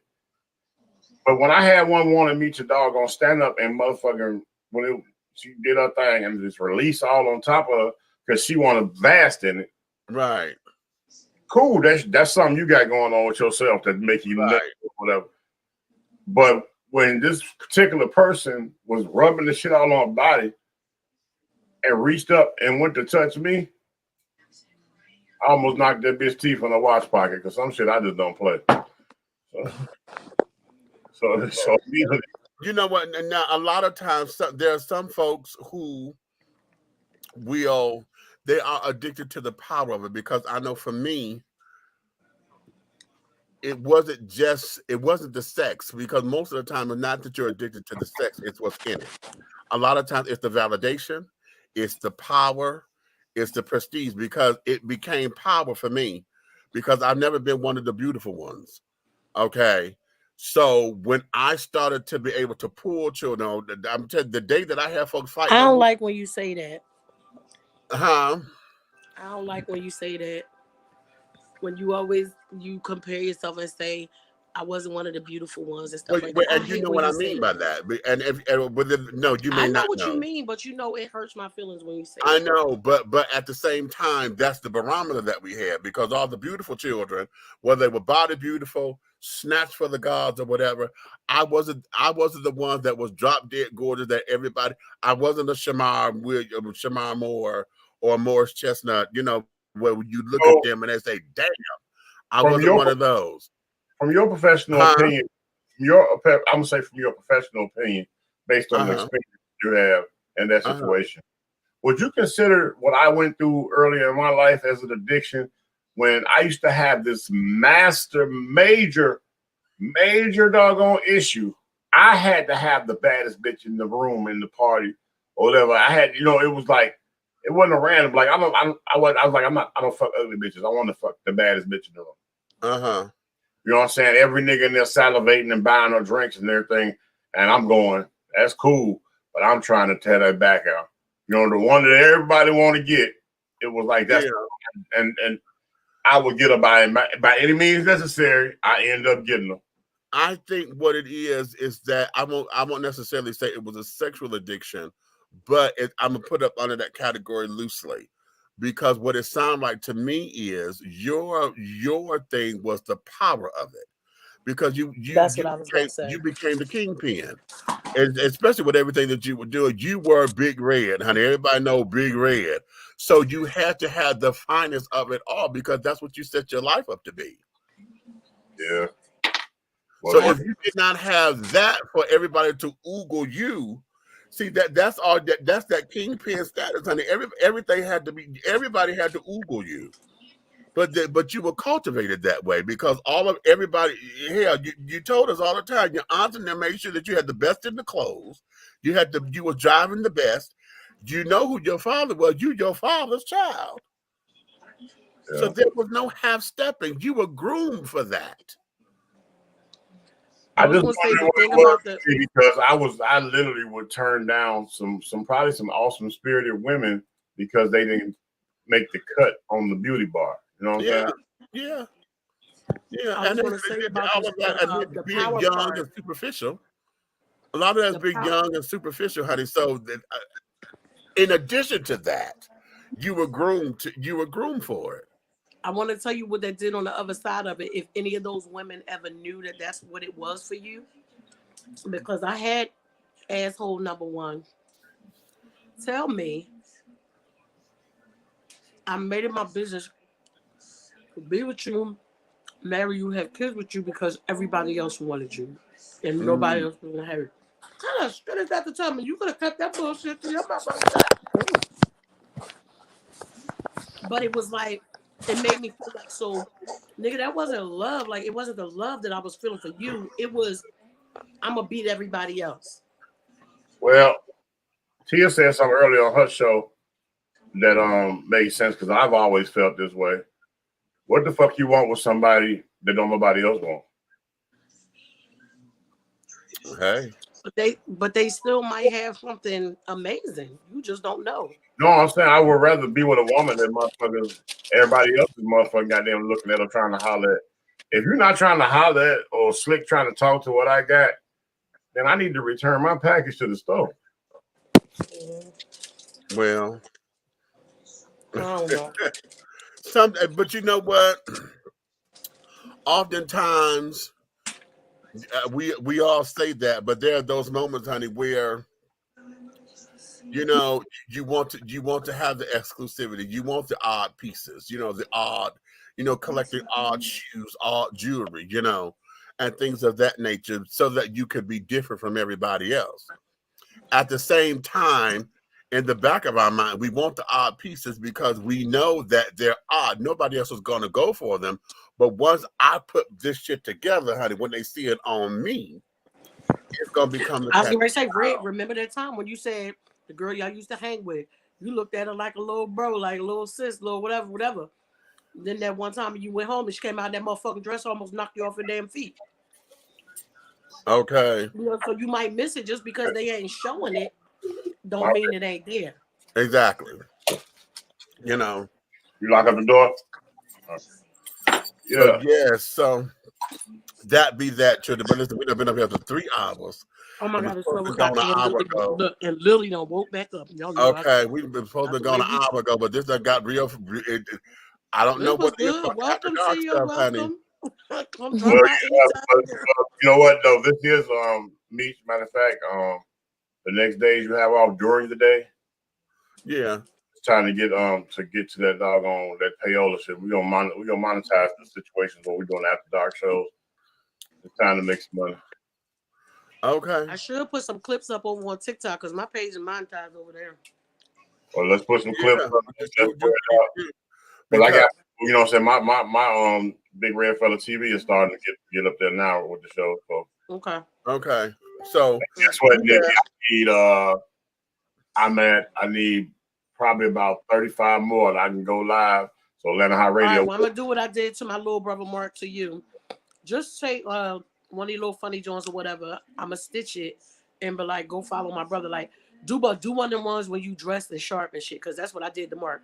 Mark is a connoisseur of colognes and stuff, right? So that's the little stuff he been posting. He don't care about Instagram, just like Molly don't. I mean, TikTok, just like Molly don't. But I said, y'all see that? I said, he was real handsome, wasn't he?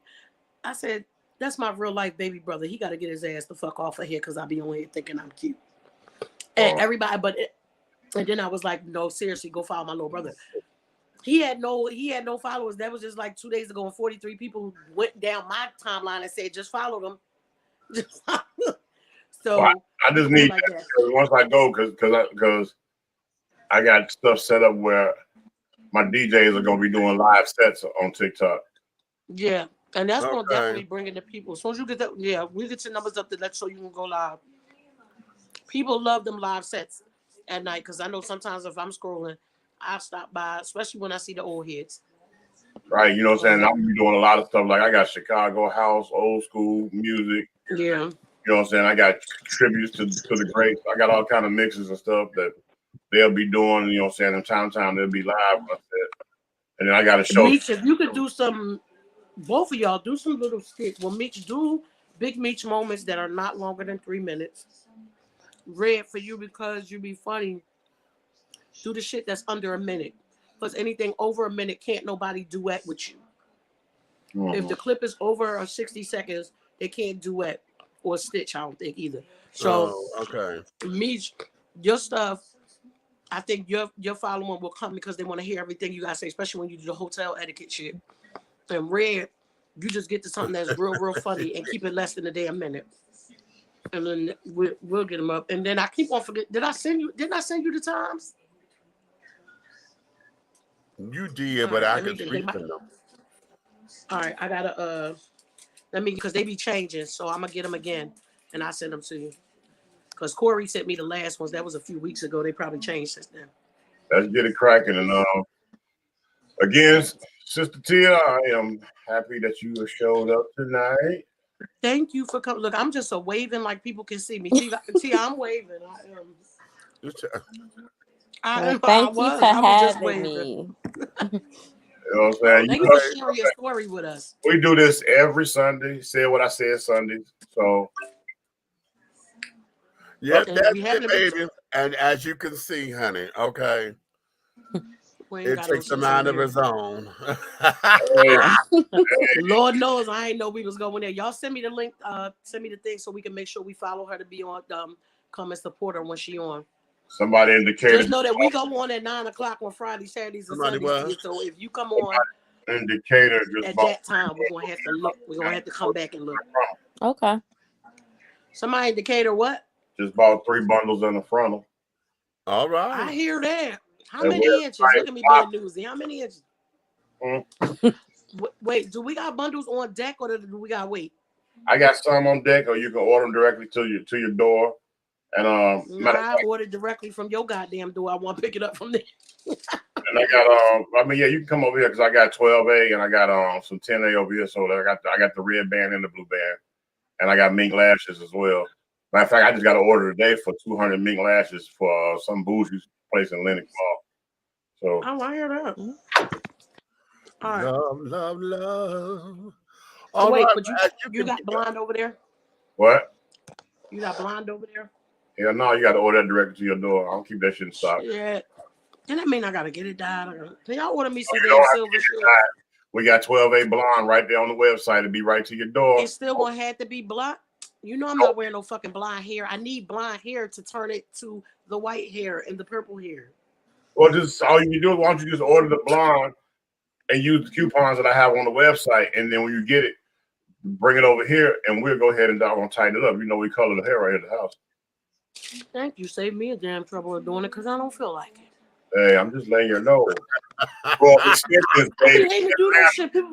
Why people automatically assume because you do hair that you want to do hair? Motherfucker, that's not my profession anymore. Well, you know, shit. I'm dropping right on off. Where the dope at? I don't sell it no more. Exactly. I'm motherfucker. Where the weed at? Nigga, I don't know. I don't smoke. Oh, I know where the weed at, though. I got that. Anyway. Look, okay. If you want to know where the weed is. We're gonna let y'all go ahead on and get back into y'all Sunday nights. I got to go watch the new episode of Power, honey, Ghost, because I got to see what's going on with my babies and carrying on. So listen, honey, we're gonna let you guys go back on. If you love us the way that you have, honey, thank you for staying up with us and carrying on.